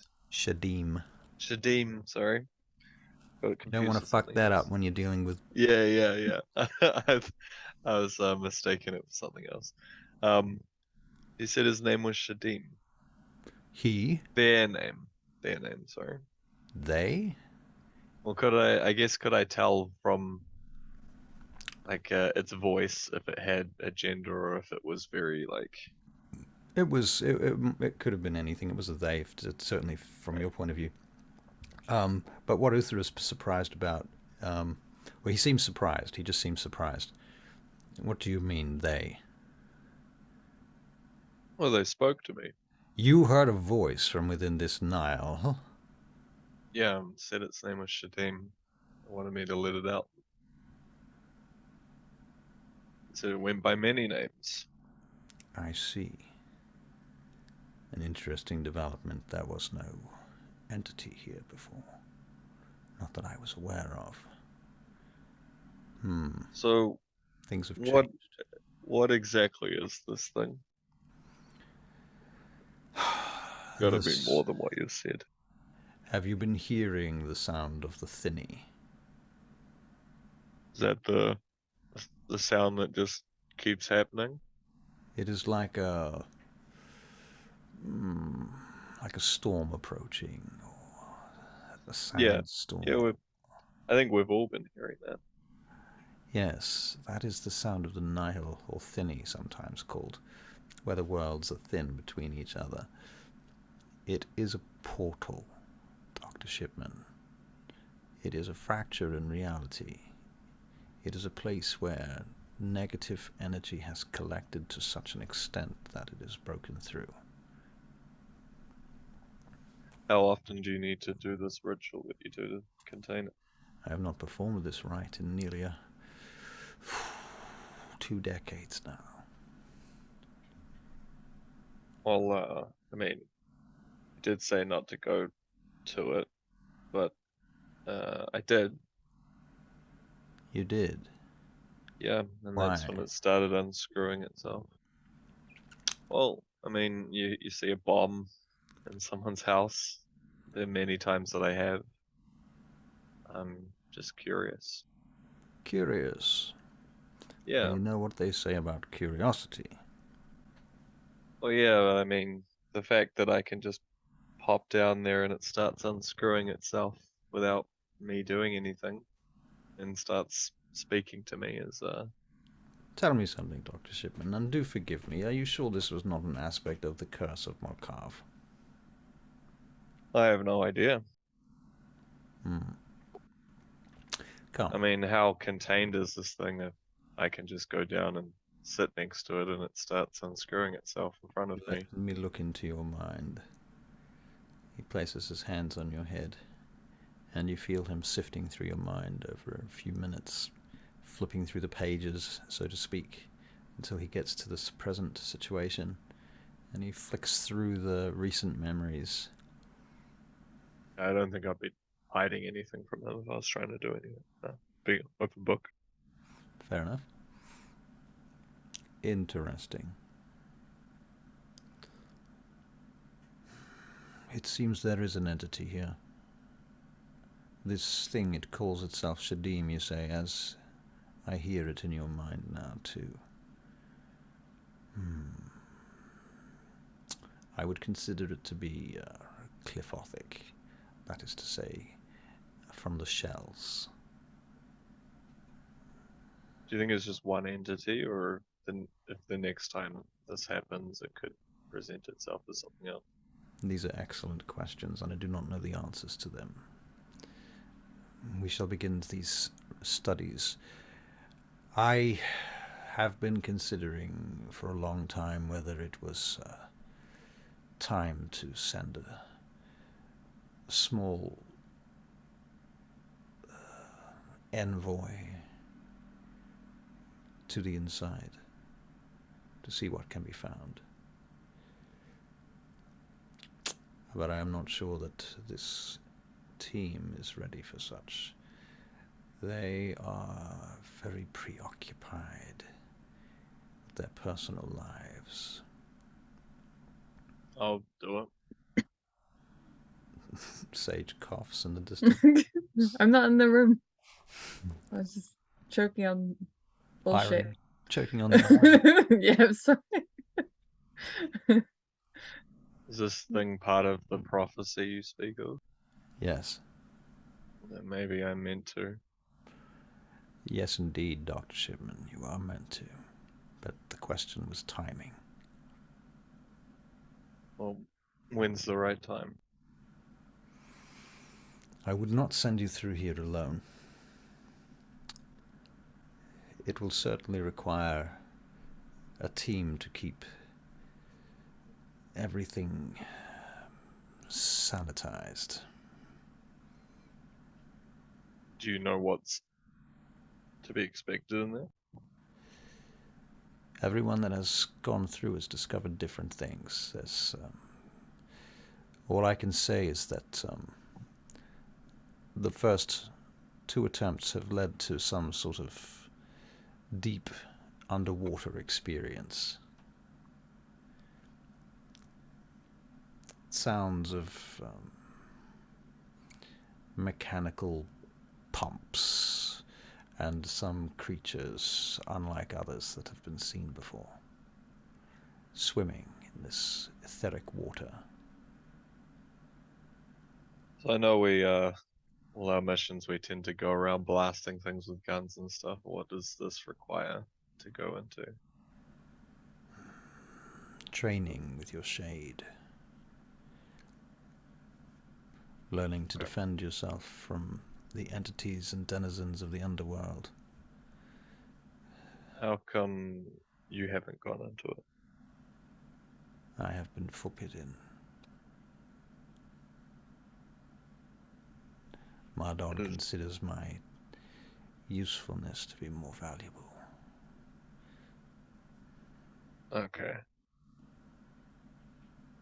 Does he know who should go into it? Or what needs to be done? Is there a plan? The plan is to send you and your friends, but that plan has been, shall we say, moved forward, it seems, considerably. Everything has begun happening faster than I expected. There is something I've missed in the prophecy. The timing is not right.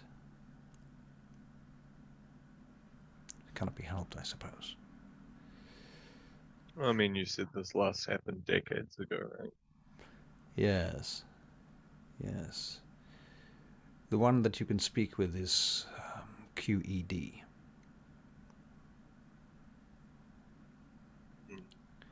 She knows what she saw. I suppose it does not matter now. There is no point in trying to keep it from you. You should find her, you and your friends, and talk to her. But you also have other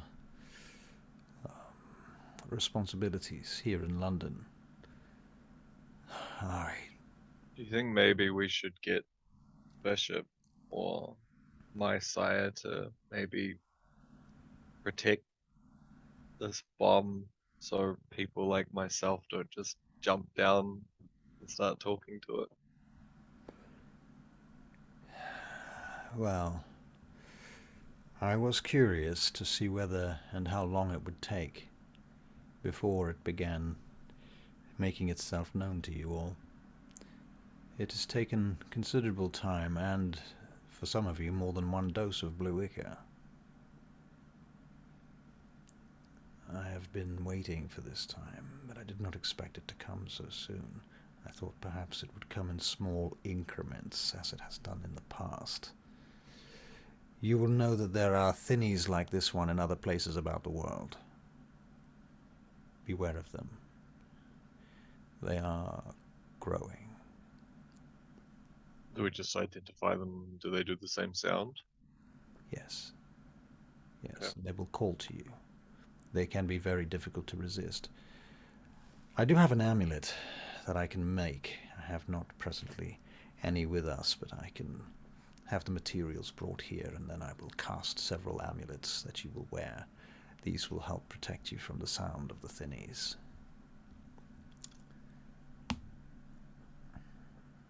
Do you know, as an example, a second one to compare what kind of objects they're in? What do you mean exactly?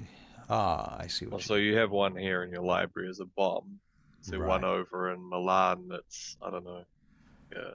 I'm not aware of any in Milan, but that is possible. I understand that there is one in New York underneath a barber shop. What is it under the barber shop? Who knows? It seems to be an innocuous place. Perhaps there was a murder. Perhaps there was some vicious crime committed. Who knows? Is that how they form? through those? It is difficult to say. There seems to be no necessarily. It's as if a consciousness left them there. Could be through like some form of devastation, I guess, from this Yes. bomb. That would make sense to me. That would make sense to me. Out of game, what is your aura looking like presently? I think it's probably seeing a sense of purpose versus before where I hadn't, didn't really care about anything. This is kind of a mission that I can get behind. This is his calling. Yeah. Right, yeah, literally. Ooh. Okay, cool. All right, so meanwhile, Sage. I will be outside, just kind of worried, and I'll be texting Alan, just saying that Uther's kicked us out of the house. Because he's worried about the bomb. Wait, I didn't say the bomb. Sorry. There's no way I'm putting that in a text. Right. That would be bad because of the B word. Yep. There we go. Has Bishop come out with you, I think? So Bishop's Yeah. here standing nearby. Yeah. Standing nearby, minding my own business. Minding your own business, right? Not really liking this whole, spiritual get to know yourself thing. Right. Hey Bishop, you okay? Your shade was kind of devastating and tragic, and I'm worried about you. I'm fine. I get that this is the tough exterior, and I'm trying to break through that to get to the soft and squishy parts of you. What does I'm fine mean? Means you're not fine. Means you're- exactly what I said, sweetheart. It means I'm you're fine. You're not fine, Bishop. He's catching feelings. Anyway, where's your other half? I sent him away. Yeah, one day you're going to tell someone, and it's going to be a great relief to you. Tell someone what? What you're going through. Don't try and deflect.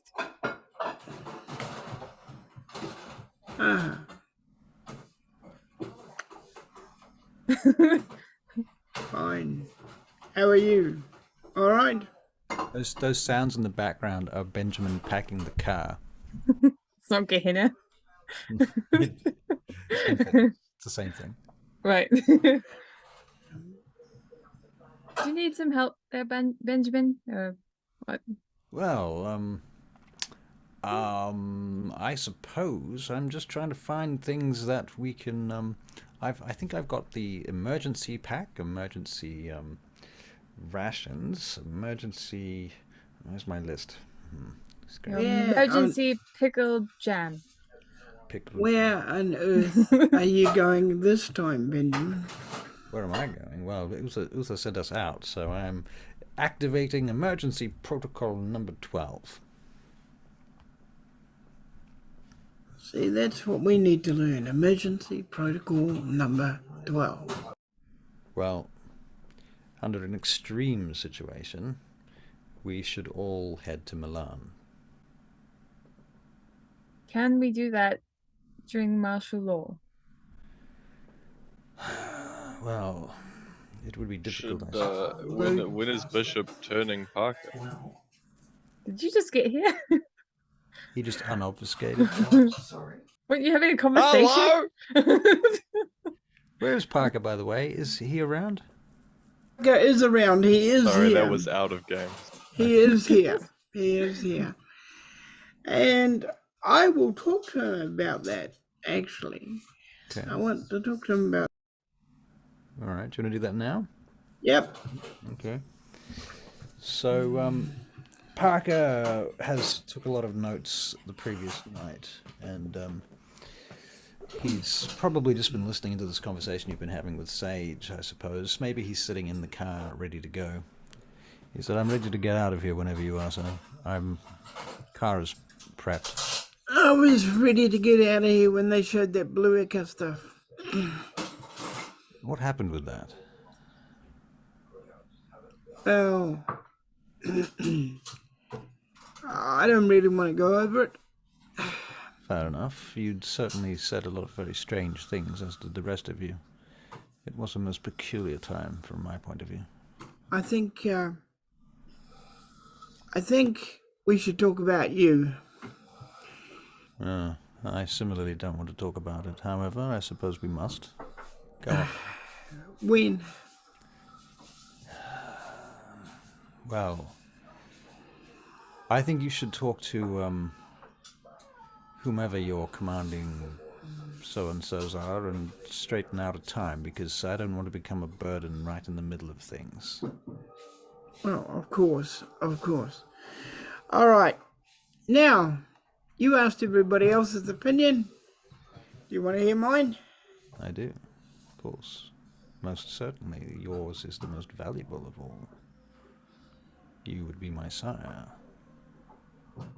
With everything, there is a good and a bad. Of course. All right? There are parts of this life that really suck, Parker. Really suck. You know? But it's up to you. And it sounds fucking corny, but it's up to you what you make of this life you take. Okay? Yes, you have all the wonderful powers. But, you know, when you're supposed to die, you die. Powers or no. You know, and you have all these wonderful abilities. You're going to miss things. You're going to think about stupid things like hamburgers and all that sort of thing. The things you used to enjoy. There will be times you will hate me because you will miss them so much. All right. But the blood will be it. You'll drink that and everything will float away. Once you drink that. Now, I expect you, if you become a vampire, to strengthen our number. Of course. That would And be... I know you already know how to do that, so I'm not going to teach my mother to suck eggs. But, like I said, it's not all wine and roses. Understood. I do understand that. Okay. I don't want you coming back at me later and saying, "Why did you make me this way?" Because I will smack you across the room. Trust me, Bishop, I will never ask you that question. I will be well aware that I have had the option and the choice, and that I am very blessed to have been given the choice. Now, I'm going to say this to you once, and this is only between me and you. So, And don't take it in any homosexual way. oh, I love you, Parker. I'm aware of that, sir. And I think you'll do a bloody good job. And you'll just make things better. I appreciate that. All right? Enough said. Right. We've done the huggy stuff. Now let's get to work. Parker smiles and stands up. Very well. Let's get to work. He pats you on the back. And, just to be clear, sir, I didn't mean that any kind of homosexual way.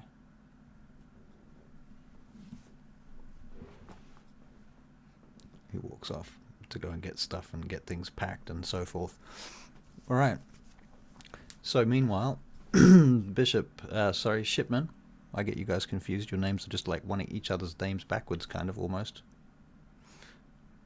Yeah, it's very close. It is. It's weirdly similar sounding in my mind. Okay. What is Shipman doing? I guess if me and Uther stop conversing. Yeah. Okay. So, Uther's going to tell you to basically... he's going to give you another dose of blue ichor in a vial. He says, I trust you to experiment with this in your own time. I want you to become expert at this. I'm gonna then ask if I can stay here.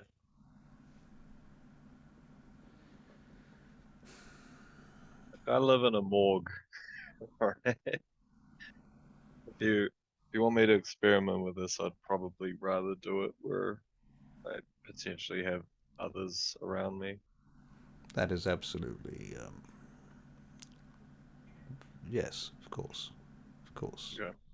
You do not need to live in a morgue. Kind of like it, but keeps me close to my work.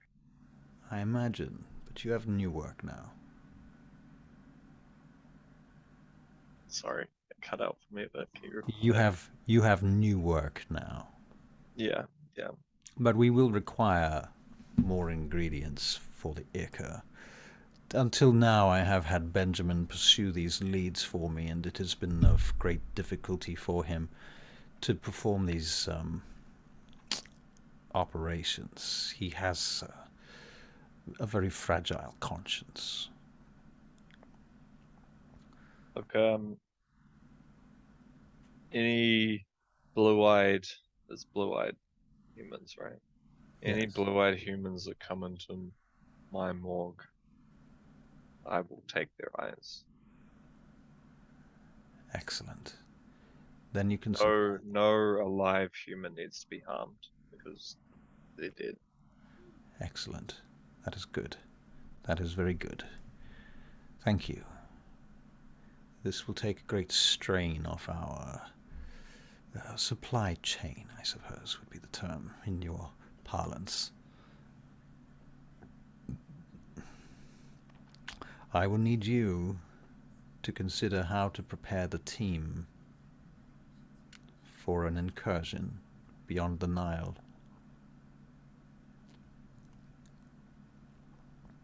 I think I can think of ways. Very well. You know them better than I can. I come from a time very different to you all. My mind is somewhat alien to you.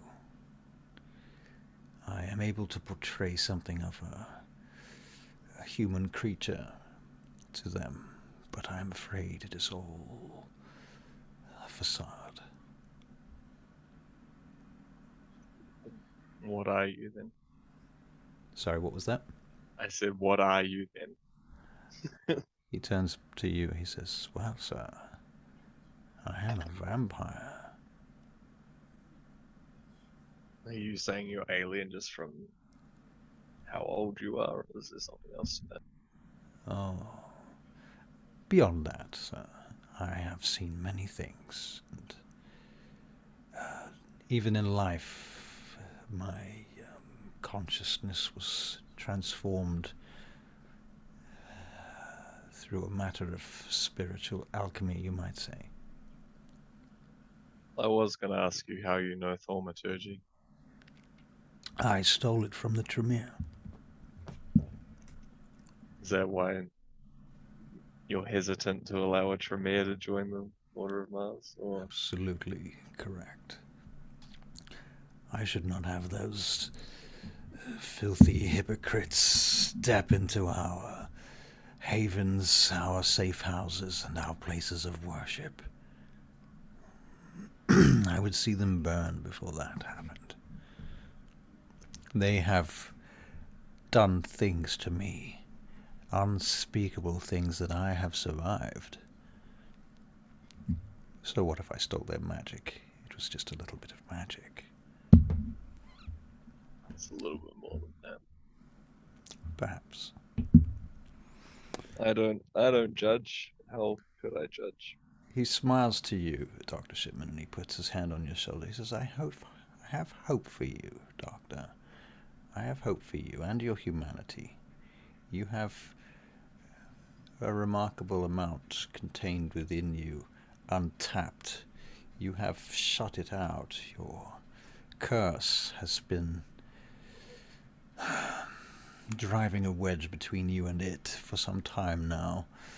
The Master's blood has helped, but I see this new purpose growing inside your aura, and it is transforming you. I hope that is true, my summarization.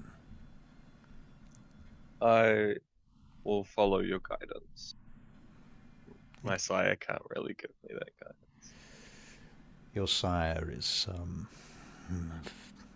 do excuse me, but he is a broken and lost cause.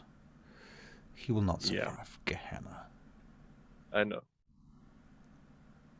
Maybe for a time, perhaps even in the aftermath for a few weeks or months. But in the long run, he will not be among those that rise from the ashes. In my consideration, at least, and I hope you do not take offense at that. Well, where I am now, I completely agree. Do you know what would do you in good stead with the Order of Mars, Dr. Shipman? What? Your sire is a sort of leech, a kind of enemy of the state. You could, of course, take this opportunity to relieve him of his generation. Do you feel that is abhorrent? You want me to diablerize him? I am merely suggesting that there is a possibility that his mind might be more secure in your blood. Well, according to him, there's two of them, so... Well then, bargain. I'll do it. Well, Uther reads your aura. How do you feel about that? Are you conflicted or? Well, John's sane at the moment, and he hates running. Right. So, yeah, he'll do it. He'll do it. Okay. All right. Interesting. Very interesting. Very, very interesting. Okay. Okay. Uther says to you, you should go and attend to your friends for now, but return. We shall speak more. You shall all require lessons in this this place that you're going. This will be extraordinarily dangerous. You will become psychonauts. I'll leave. Very well. Okay, so you go downstairs, and you find the others outside, and Parker's leaning against the car. Benjamin is worrying. He does that. That's what he's good at. Sage, what are you doing? I'll be sitting on something, just looking at my phone, waiting for Alan to get back. Okay, and Bishop?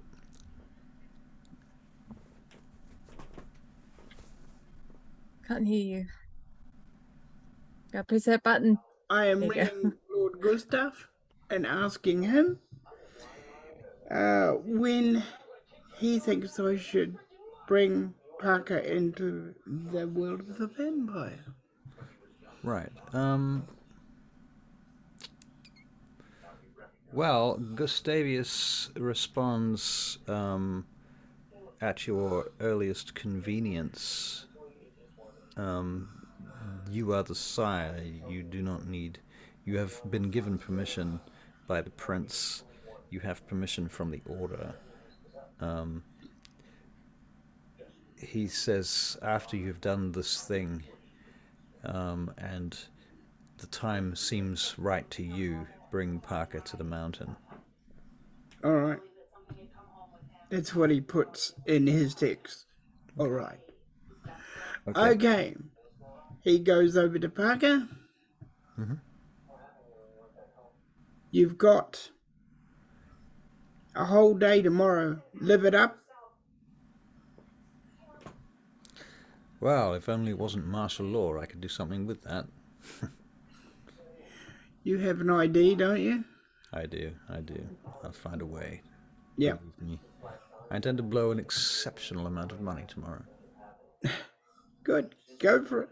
Enjoy yourself, brother. Very well. I'm going to. And Benjamin? Yes, Parker. What are you doing tomorrow? They go wandering off together to have a chat.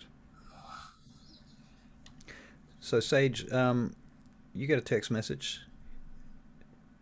He's like, okay, so I'm at Nando's.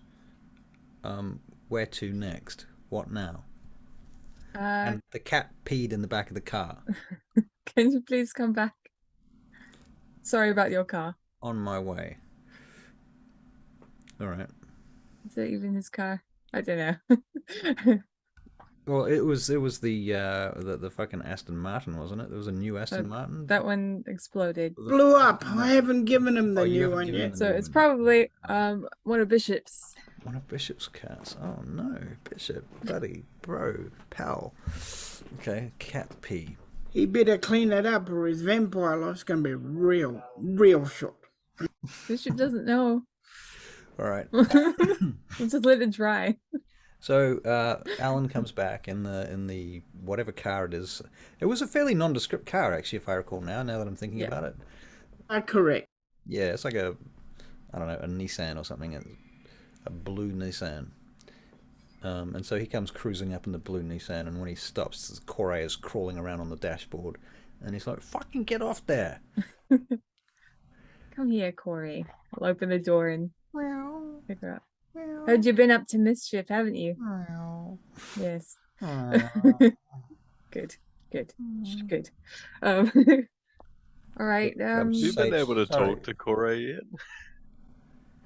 Although you can talk to animals. At a game, I can. Have you talked to it yet? Yes, I have. Okay. Yes. Alan, Yeah. What's up?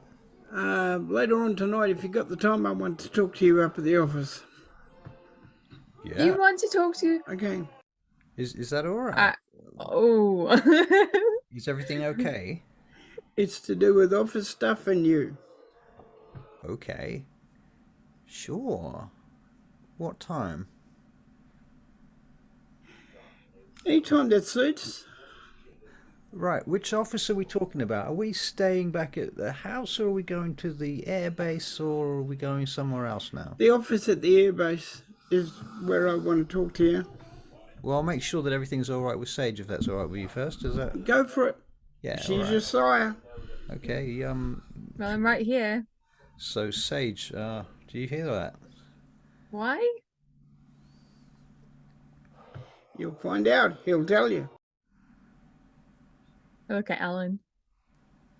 He looks confused. Should I be worried about this, Sage? I don't know. He's probably gonna train you to be like him, heartless. Maybe he's not heartless. It's just he's got a thick tank exterior that someone needs to. Okay, I was going to use the word penetrate, but but Parker's not around here, and he would have found that funny. Well, look, Sage. He walks sort of out of earshot from Bishop. You know, maybe I can have a go at trying to, penetrate that hard, tough exterior. Not in a kind of, Everybody's Go ahead. There's a lot of homophobia in this group. It's really sad. Go ahead. Choking on the bullshit, are you? Choking on the bullshit, indeed. Yeah. Okay. Okay, go. Just. I'll give it a go. Can but try, right? All right. So, should we get out of here? Should we head back to the, airbase? Is it time for that? Is that what we're supposed to do? I don't know. What did Uther say? I don't know. He just told us to leave. Well, I guess we should fuck off to the airbase, I reckon. What do you guys reckon? What is this in my fucking car? Oh, little problem. Points at the cat. Yeah. Corey says Alan pissed in the car. That's Really? I think the cat's lying, and I didn't piss in the car. Well, that's what the cat says, and the cat doesn't have any reason to lie. Oh, but it does. It does, because it knows that that fucking tank over there will kick the shit out of it. Nonsense. Look, All right, Bishop. walk up to the cat. Get down on my hunches to The its cat's level. in my hands. So. Okay. We don't understand each other, but the next time you pee in my car, I'm going to take out a real big gun and blow your little tiny, tiny head off. Okay? Thank you. I'll see you two back at the airport. I'll just like tap Bishop on the shoulder. I'm gonna gleam of red eyes, and look at him. Be like, if you ever do that again, I will blow your head off. Okay. I take my cat and I leave. All right. So everybody's going to the in various states of anger and frustration and concern. Okay, and so you all get to the airbase, and at this point, there's a team of workmen who are basically slacking off at the moment because nobody's been around to instruct them as to how to install the next bunch of anti-aircraft missiles and so on, because everybody's been here for the last day or so, smoking fucking crack, or more to the point, blue ichor. Okay. I am back. Excellent. Well, Parker says, I'm going to get on with getting this team organized and keep things happening. I know that you're thinking about a schedule. Tomorrow I will take off. Yes. And do not expect, in fact, he says, just excuse me, everyone. He calls you guys all together. He says, I have been given to understand that tomorrow shall be my last day upon this earth, and I shall be taking it off. Well, it's not your last day upon this earth. It's your last day as immortal. No, it's my last day in the sunlight, see. That's my meaning. So, yes. Very poetic. Perhaps.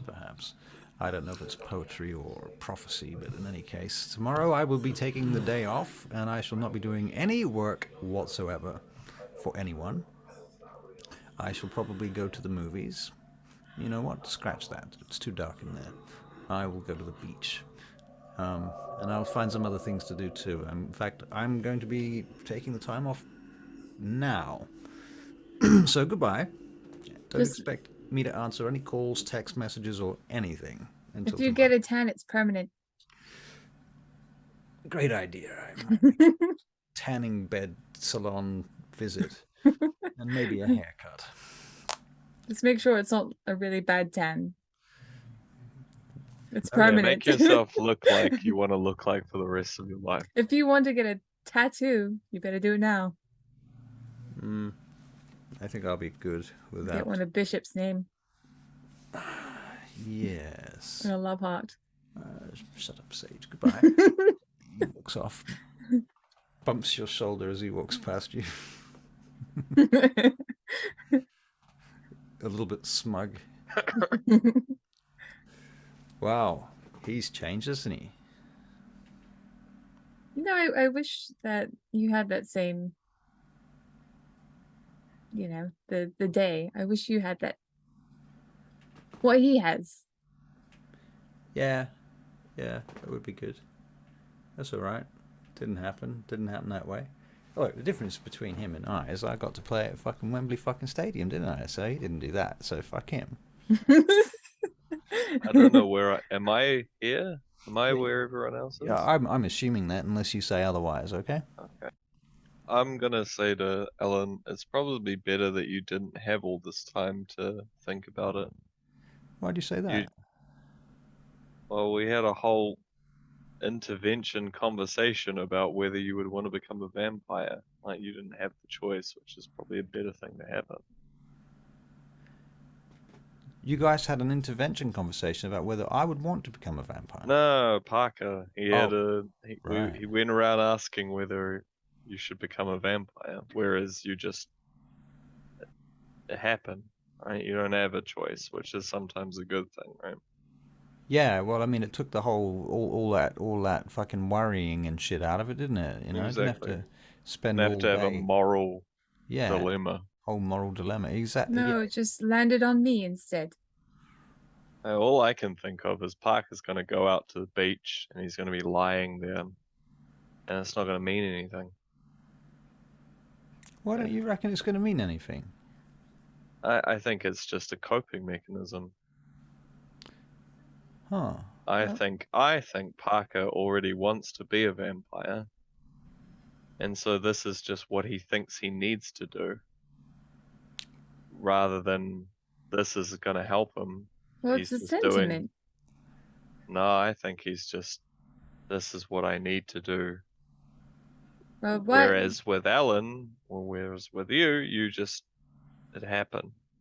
Whereas Parker, I think, is doing this for like the certain crisis of, oh, I'm about to be a vampire. What do I do that's human before I become a vampire? But Well, then at the end of the day, he's going to turn and it's not going to matter.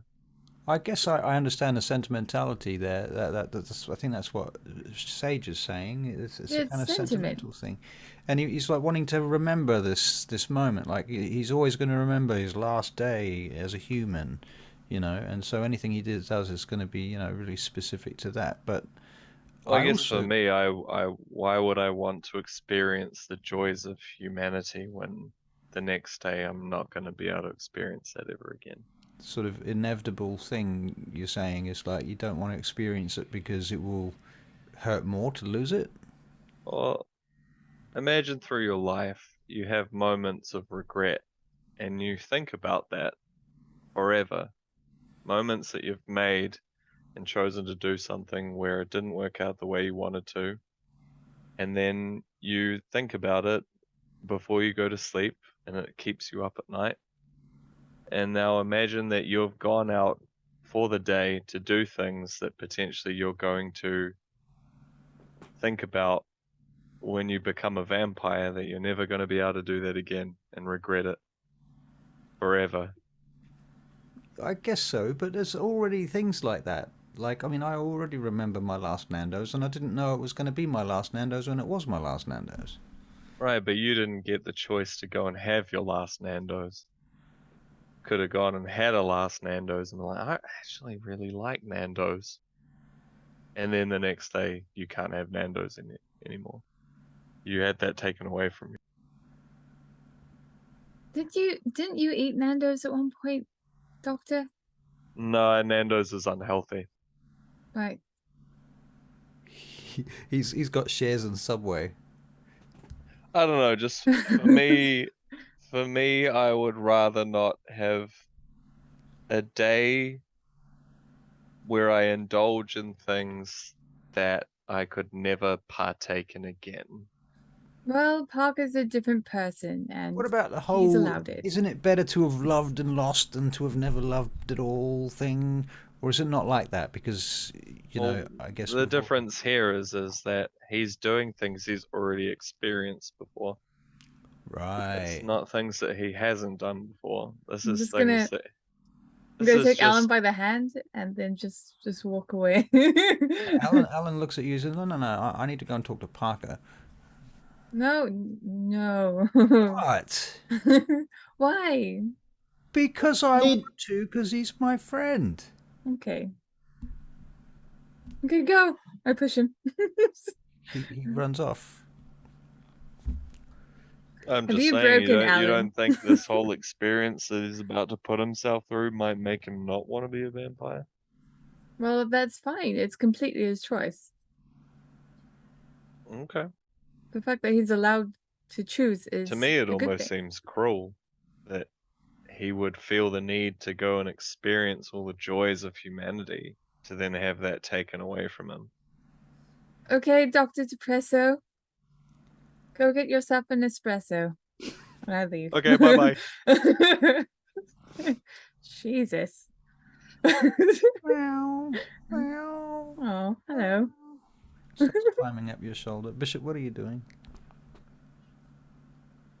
listening on the intercom to this load of crap that I've just said. Okay, and I'm waiting for a lad to come up to my office. Right. So, eventually Alan does come up to your office and knocks on your door gingerly. Bishop? Is that you in there, Bishop? You said to come in, is that right? Can't hear you in there. There's soundproof fucking doors. Oh, I forgot about that. Yeah, thanks. Come in. Comes in. Yeah, you told me to come up, so here I am. I hope this isn't a fucking lecture. Okay. You know that Sage already has a security team. Yeah. Well, how about you run it? Yeah? You've had all the training. You know as much as they do. Oh, yeah? It sounds like a lot of work. But yeah, could do that. I'm giving you the opportunity. Can I talk to you, Bishop? You can. He sits down, puts one leg over the other. This room is secure, right? Yeah, it's very secure. So no one's going to overhear this conversation? No, no one. And you're not recording it or nothing? No, I'm not recording it. Leans on the intercom button. Leans on Yeah, go on. So look, the thing is, Bishop, I don't know what to do. I'm feeling a little bit kind of trapped. You feel like your balls are missing?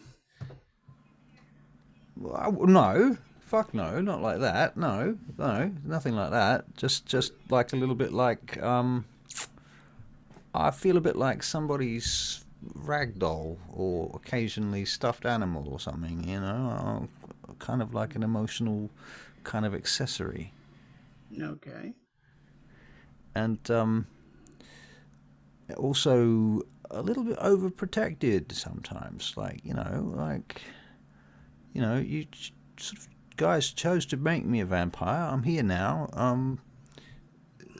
I've been talking to people, and there's this whole thing where you get released as a vampire and you're no longer under the accounting and all of that shit. And right now, basically anything I do, if I fuck up, Sage will take the blame for, because I'm a child, and I'm frankly getting fucking sick of being a fucking child. And I'm fucking sick of being treated like a child. Believe me, I was a pro fucking football player for over a decade before this all happened. I didn't take shit from no one, and then suddenly we're all walking around holding hands and fucking lovey-dovey shit, and I don't mind all of that stuff. It's not that it's bad, it's just a bit much sometimes, all the time, and especially when we're on the job in front of people, I mean, look, I don't mind a bit of what do you call it, like, public displays of affection and all of that kind of shit, but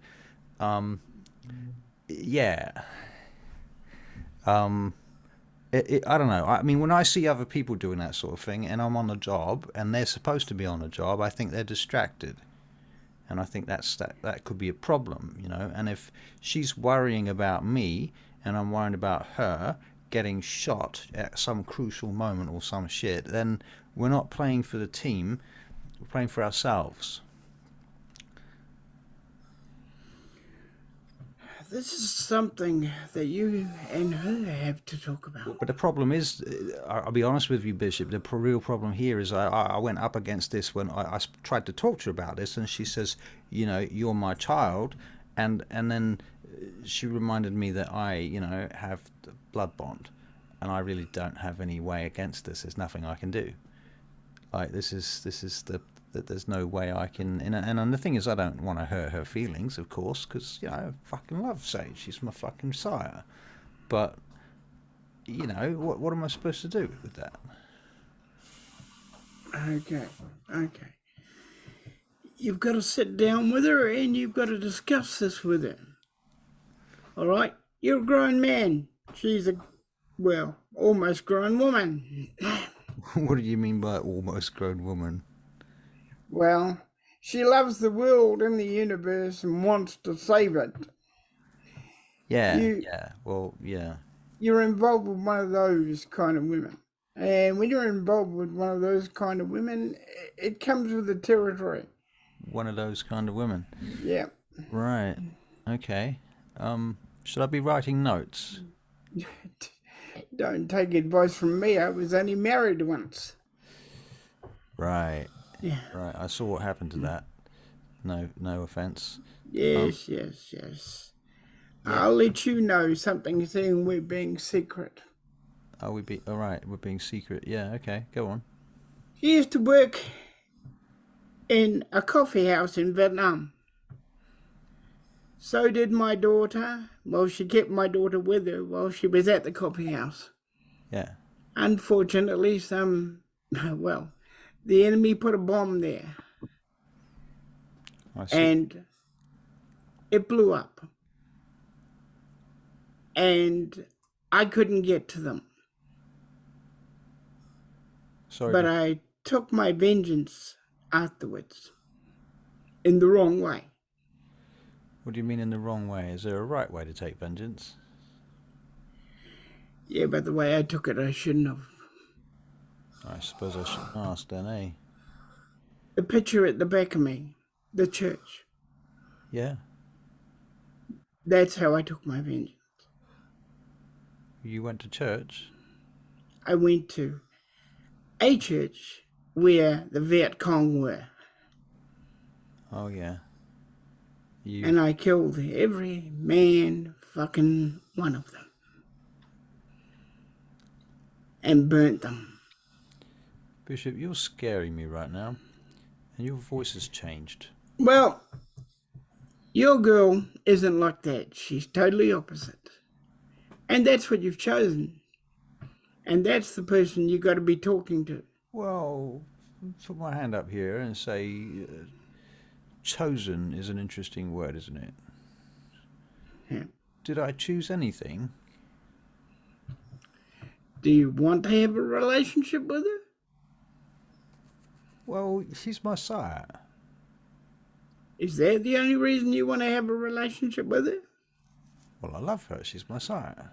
And I have strong feelings about this. Okay. Then you've got to open up and tell her what you feel. Yeah. That's easier said than done, isn't it? It is. But it's not that I don't want to be with her. It's just that it's all very intense all the time. That is the nature of being what we are. Yeah, I guess so. And by the way, yeah, the security idea, what do you think? I want your opinion. More time around her. If you want it. I have to think about it. All right. But I was going to say to you, I was listening to that whole conversation between Sage and Dr. Shipman about Parker. Yeah. Poor old Parker wasn't even fucking there. Anyway, and now he's not here again, and I'm talking about him now as well. So what I was going to say to you was I can see the wisdom, at least, in the idea that what he should do for his final day is not something that he's already done. Yes. I think that his idea of going to the beach or whatever is fucking stupid. And in that count, Dr. Shipman is right. On the other side, I see that what Sage is saying is that there's a certain sentimentality about it, you know, reminding himself of things. But I think maybe he needs to do a kind of mixture of things, you know, things that he's done that he likes doing for the last time. And then maybe he needs to surpass that shit with something new. Like, I don't know, go fucking bungee jumping or fuck a whale or something. I don't know, whatever he's never done and he wants to do, you know. Not that I didn't say that, but you know what I'm saying. So I don't know, can you think of something that maybe Parker hasn't done that he would really like to do that maybe you could surprise him with somehow, or maybe we could put together somehow? I'll give it some thought, but I'll tell you why I did that. There are two reasons. What? One, my sire never gave me the choice. Yeah. Two, it gives Parker a chance to Oh, no, there's nothing wrong with giving him a day. That's perfect. That's fucking perfect. It's just a question of whether he does something with it that he's never done or something with it that he's done before. The point of me doing that was so he could finally decide for sure whether this is what he wants. Right. So his last day, he can make a choice. Yes, I think he's going to say yes. so do I. I'll be very surprised if Parker changes his mind now. Oh, and by the way, here, welcome to the family. He shows them these keys. What's this for? You'll find out. You want me to Outside the keep- front, under the tarpaulin. Where am I taking you, sir? You're not taking me anywhere. You are going out to the front, near the runway, and looking under the tarpaulin. Okay. Oh, okay. All right? Welcome to the family, and don't tell anybody, especially not Sage. Are you going to blow me up or something? Why do people think all I do is kill things? You just told me that fucking story about the church 2 seconds ago, literally. Go on. Go and have a look under the tarpaulin. All right, he leaves. Bye. All right. Sage and Shipman. I mean, I think I would have just been standing there, and then Sage ran away, right? Mm. I'll be sitting on some boxes. Or are we still in the same room? Or did you run away? We're probably in the warehouse area, right? Yeah, in the hangar, in the main Yeah. hangar, right. I'll just be sitting on some boxes because I like doing that. All right, and there's people going around moving stuff, and there's like a forklift with yellow lights flashing on it, going beep, beep, beep, beep, beep, as it backs up with a box on it and turns around and carries it out of the warehouse. I'm thinking I totally could drive that. Imagine driving that over a frozen lake. This wouldn't be possible. That I don't think I could do that, Corey. Sage is fantasizing about Okay. forklifts on lakes. Okay, very good. I'm gonna say to Sage that you need to let Alan become his own. Where's this person. coming from? Well, I just watched your interaction. You have moved from him being your goal into him now being your child, Yes. and you need to give him some control over himself. I thought he's he not has that. Yeah, but you're still treating him like he's your goal. I'm It's trying to teach him about the world. It's only been like a few days. I don't think it's been a week yet since he turned.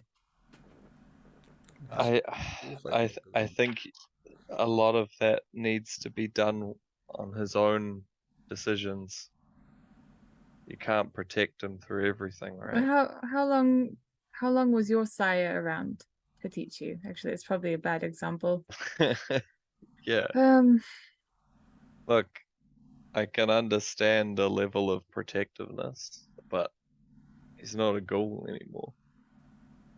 He's not that person that you took me to fix him up in the hospital.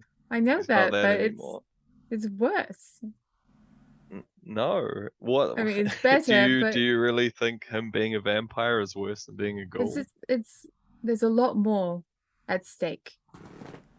Well, he's immortal.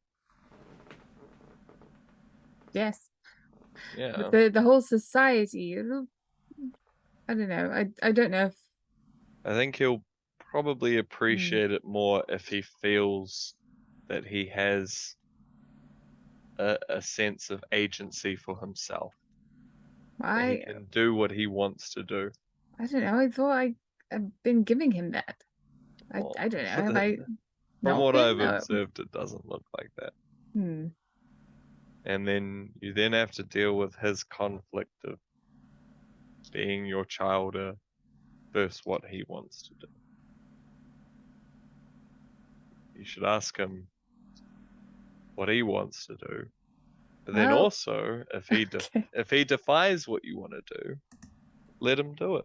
Let him make mistakes.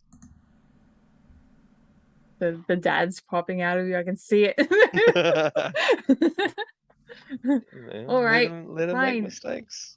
Let him make mistakes. It's not like he's gonna get killed from it, right? Okay.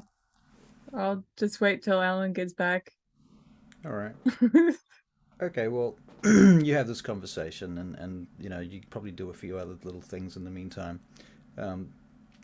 Finally, Alan comes back. In fact, he doesn't. He literally comes tearing into the hangar in an Aston Martin, a brand new Aston Martin, and stops and gets out, and he goes, "Fuck! Believe that! Fuck! Sage, check this out!" And he throws you some keys. You want to have a go? I'm gonna throw them back at him. Be like, you can do whatever you want. You're free now. Go and be free. Yeah. Off you go. But Sage, Go. I Be want to show gone. you I my don't want new. to see you. I want to show you my new. Fuck! What is wrong with these people? Shipman has been saying that I've been smothering you, so go away. Why are you blaming me for what Shipman said to you? I'm not blaming you. Just go and have fun and make mistakes or whatever. Do I don't what want to you make want. mistakes. I want to get it right. Okay, so what the hell do you want, Alan? What do I you want you to be excited about the fact that Bishop just replaced my Aston Martin that got blown up fucking yesterday. That's all. I love the Aston Martin. I've always wanted one. I'm glad you've got one. Well, to be honest with you, Go make mistakes. I don't care about the car. If you want to drive it, you can drive it. I don't mind.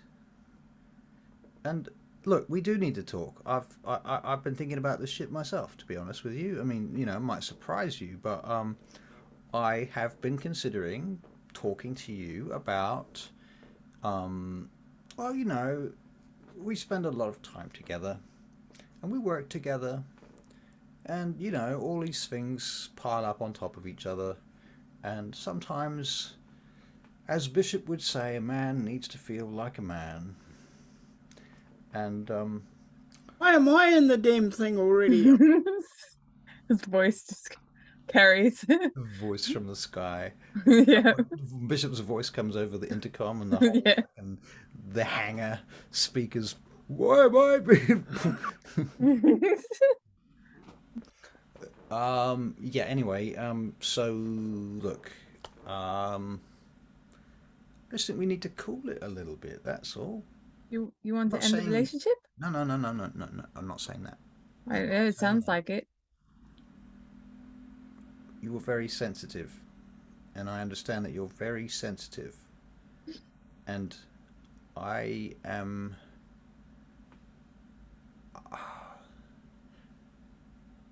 Look, I'm used to having control of my own life. I've had control of my own life since I was about, 16 when I moved out. Alright? Lived by myself, had jobs, worked, played with teams, run around with the boys, been to many different countries, playing football professionally. Not always good, not always bad, did some bad things, did some stupid things. I've made mistakes, I've learned from some of them. Right? And it wouldn't help me if my mum had been holding my hand the whole way through, because not only would I have felt kind of emasculated, but also I would have looked fucking stupid. And I don't want to look stupid in front of everyone. It's kind of, you have to understand that we need to have some self-respect, especially now that we're vampires. It's a bit like, look, you've seen them gangster films and shit, right? I mean, you can't have Al Pacino going around being a badass while his mum's holding his fucking hand. It's only been a week. Not even that, since you were created into a vampire. Since I almost lost you. Yeah, I appreciate that. I do appreciate that. So you can see why I'm kind of protective of you. Yeah, actually, I can see that. Yeah, that's true. And like, imagine, you were working at a new job in a factory or something, and you needed to be shown how to use all the mechanics, otherwise you'll lose a hand. Yeah. That's what I was trying to do. Yeah, no, I understand that. I don't want you to lose a hand. I do understand that, but you must be aware that the factory's got signs everywhere that says don't put your hand under the big metal stamp thing. They'll also have people being like, this is how you do it. Be aware of this. Yeah. I was being that person. You get some training and you get some safety equipment and. Would you rather not have any of that training? No. I'm not saying I don't want no training. I'm not saying I don't appreciate it. What I am saying is that I don't think everybody else needs to see me as the baby here.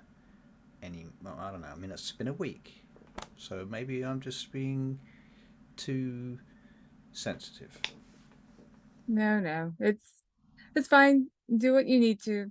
Am I still Go here? and- You might well be here, but you might well be obfuscated. I don't see these guys having this conversation if they know you're there. Oh, okay. Am I You here, should- Sage? Am I here? You tell me. You Well- should go and you should Well, we were do what you talking. want, okay? No, Go and Ellen's make making- mistakes. So. You can be there if you want to. It's up to you. It's totally up to you. You might as well. I mean, look. There's two ways of looking at it. What would the characters do, and then how do we get the most drama? I think I would be there. Okay. Hey, Set the sprinkler off. Drama. all I would then say is that, you sent Ellen away with the cat when the bomb was potentially going to go off. You weren't there. Well, okay. All right. I'll just say that it seems like you're not just training him to be a vampire. You're sending him away from things that would make him be a better vampire. I'm protecting him From what? from a potential bomb explosion. Right. So why are you allowed to be there but he's not? I know, it's a bit like Uther, really. Right. So Uther Okay. sent me off, so it's what Uther would do. Yeah, well, there's one difference between that, though, is that Uther had, the actual power to stop the bomb. Well, maybe one day I will have the power. Maybe one day. And maybe one day I will elevate too. Ellen to your equal. I mean, that's the fact, isn't it? I'm not. I was a ghoul. First I was a human, then I was a ghoul. And now I'm your childer, and I'm always going to have that generational problem, aren't I? It's always going to be there. There's no way It's around not a it. problem. Well, it's not a problem for you, is it? I've always seen you as my equal. It's just you need to get taught how to do things. You need Yeah, to let him get taught get how to blown up. survive. Let him get blown up. How's he gonna handle being blown Do up you if he never want gets to get blown up? up? Do you know how many times I've heard Bishop complaining about the fact that you fucking people don't listen to him, and he's trying to teach you shit, and you guys all just ignore him? Hey, I don't do How'd it came? that. Bishop's my employer. Well, you know when I he, do whatever Bishop says. he yells at you, it's really hard to hear him over a certain pitch. His fury. I mean, to be fair, Bishop, but that sometimes, he gets a bit angry and yada yada, but yeah. And I'm I mean, trying to be to fair, learn. we're using all of his resources. Yeah, doesn't he get half the shit from the Order of Mars or something, doesn't he? What? Wait, Or where does are we? Alan- Are does we Alan in, know like- about the Order of Mars? I can't remember. I don't think. Yeah, I Well, think he- so.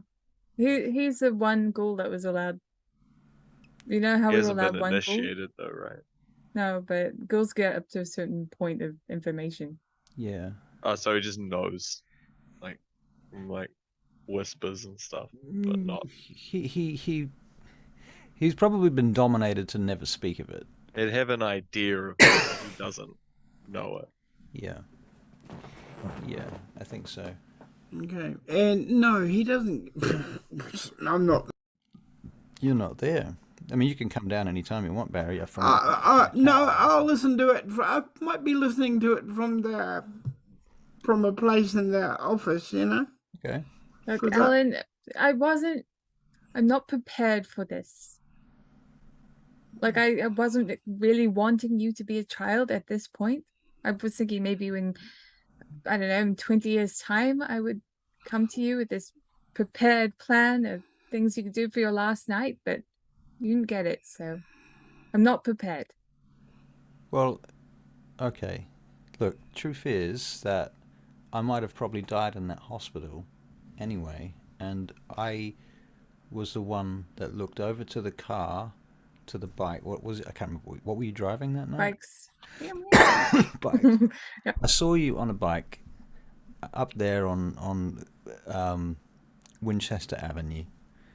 I looked over at you and I saw you there, and you revved your engine, and I looked at you and you looked at me back, and all I could see was that helmet and the rain. And I thought, fuck you. I can beat you. You watch me. You've no idea who you're up against. I'm fucking Alan Stevenson. And I put my foot down and I went. And I looked in the mirror and you were fucking overtaking me. And I, fuck you. You're not going to fucking overtake me. Fucking, who the fuck is this thing she's going to fuck you? I went even faster, didn't I? But I wasn't paying proper attention because I was distracted by your freaking, the cut of your jib, young man, as so they say. And so off I went, bang, straight into that car, whacked over the top of the car, whack into the fucking street pole, crack. Next thing you know, I'm in hospital.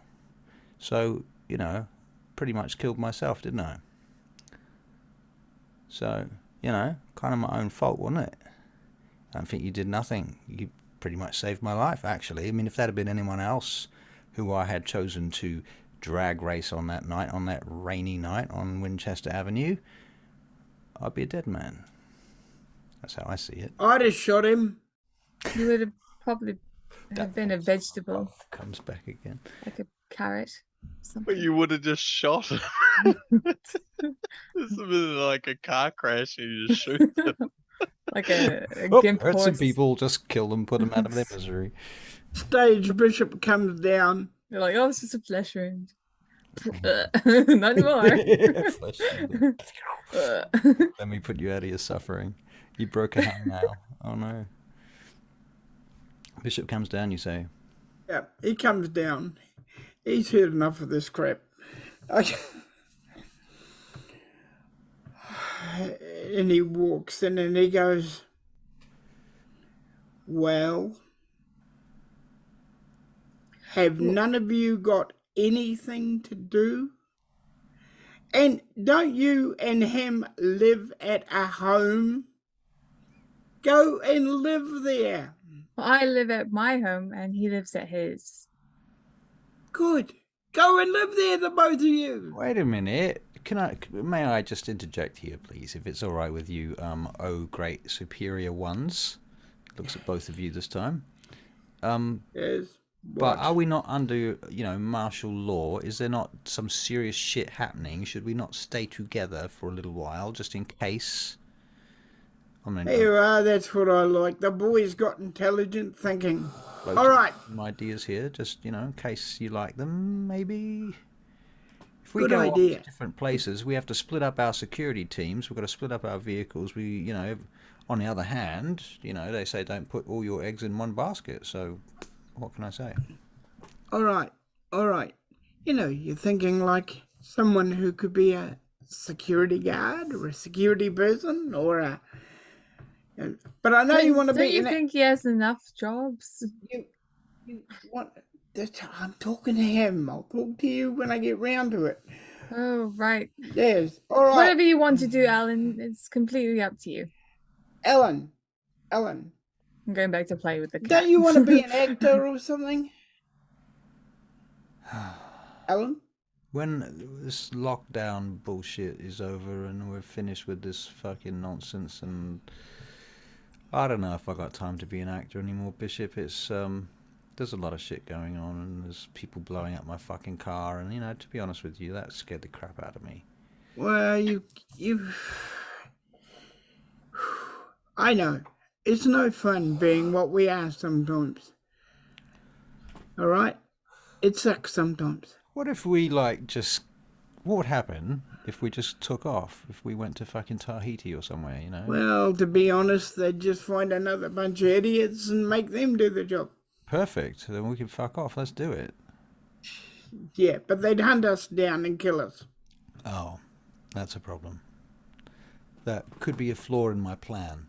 Yeah, it could be a little flaw in your plan. Of course, we could become Sabat. He looks at you like... That sounds like not a good, not the plan I'm into. You off your head.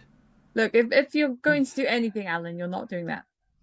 What's See, Go on, Bishop. Go on, Bishop.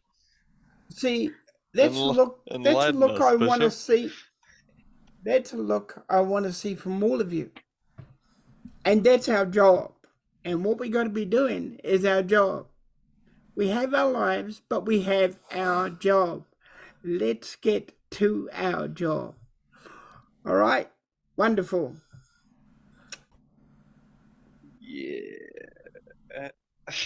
He goes and sets up the missile thing. Okay, so he goes and helps Parker, and they go... Yep. Oh, no, Parker's not there. He's... No. He helps the guys, and they might be a little bit put off because the boss doesn't normally come and... Right. Yeah, that ain't just why we're being put off. Bishop scares the crap out of them. Oh, why do we become like this about Bishop? What the fuck has he been smoking? Helicopter fumes.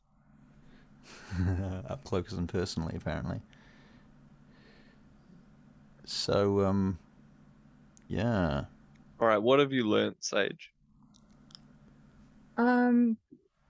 I learned that Alan should go and do whatever he wants to do. Let And Alan go out. Let Alan go out as a vampire on his own for a night. Let him get up to mischief, as long as he doesn't break the masquerade, of course. It's martial law. Well, It's that not like he's gonna go that clubbing hasn't or stopped us this whole time, has it? I keep having to remind us, oh, we're going here. Should we go We have these like, bits in of body bags and stuff like that to be delivered places? We just do it anyway. Okay. All right. I've said it like 20,000 times already. Can Bishop hear this conversation about... I don't know, can he? If you want. Do I don't know why are we still talking about this? I get down. John, I already told him he's free to do whatever. I don't care anymore. All right. I've said this a dozen times and nobody's listening. You have ID cards. You all work for Unit 1. You all work for CI5. MI5. MI5. Whatever 5 it is, you all work for it.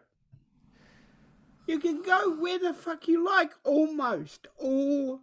There are places you cannot go. All right. What are you wanting, Alan? What are you wanting? I'm sorry I caused so much fuss, to be honest. I didn't mean to get everybody so distracted about what I need and what I want. This is not about me.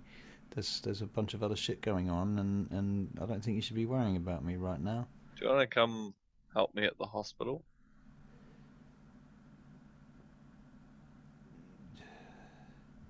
Might, Yeah. give you a bit of grounding in humanity. I mean, it helps me when I do my job. Right. Doc. Never thought about that before. You know what? That might be... What better way to experience the perils of... I'm going to make a check for Alan, actually. Or can you make a check for Alan? What would Sure. it be? It needs to be something about basically his maturity and his self-reflection and realizing that it's something he should really do to grow as a person. And just to advise boy. as well, this is sane, John. Right. This is like a normal hospital round. Right. Not We're not going to be poking people's brains. Yeah, no, of course not. Right. No. Okay. I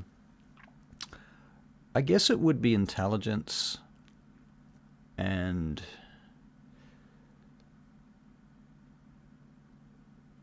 maybe intelligence and conscience. I know that's a very weird combination, and it might not be something that Roll20 will let you do, but Hold on. Let me just make it. Okay. Other it three. probably needs 2 successes to say yes to this idea, but is it 2 successes? He thinks about this hard, and he agrees. He says, all right, that sounds like something that I could probably do. Probably could, you know, it's a bit scary. Well, I'm going to say, like, what I want to show you here, Alan, is you have the power of these humans, their life in your hands. You're above them when we go around the hospital and treat these people. But you do it anyway, because you're helping. Right. So you guys go wandering off together? Yeah, if he's going to go with me. He's going to go with you. He says goodbye to Sage. I'm going to try this out and see what happens. Might learn something. You never know. And I'll spend time with everyone. How about that? Yeah. Yeah. Okay. And as you go off with him, he goes, "Can I just want one question before we go, Dr. Shipman? Do these people are there people there that have amphetamines in their system?" I mean, if wouldn't they can be, yeah. Sort of wouldn't mind a bit of a feed, It might be a perfect opportunity for something like that. Yeah. Well, is that not what? I mean, is that? I mean, this was meant to be a lesson in morality. Right. But I can. Morality. Yeah. How about? How about? We do the rounds. You understand humanity, human life, a bit more than probably normal, because I'm showing you the ups and downs of life. Right.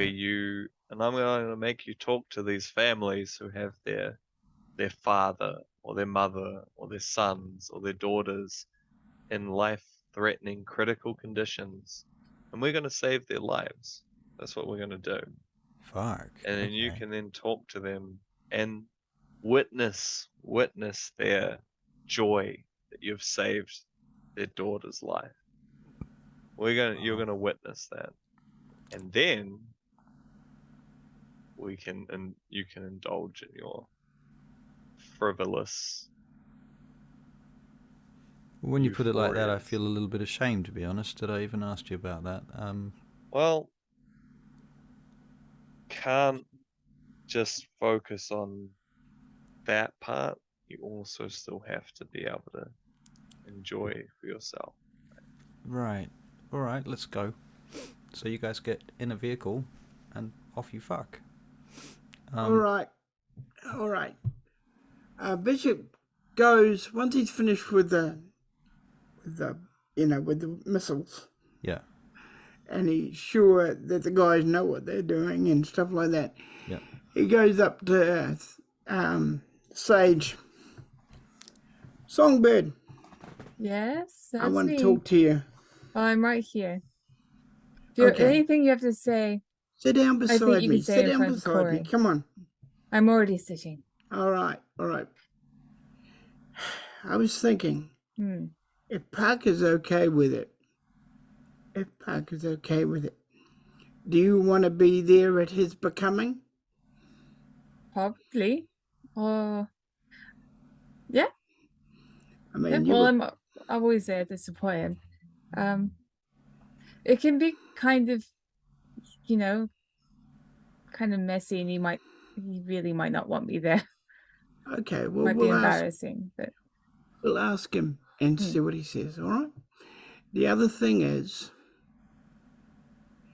I know that a lot of people have launched a lot of things that Uther know.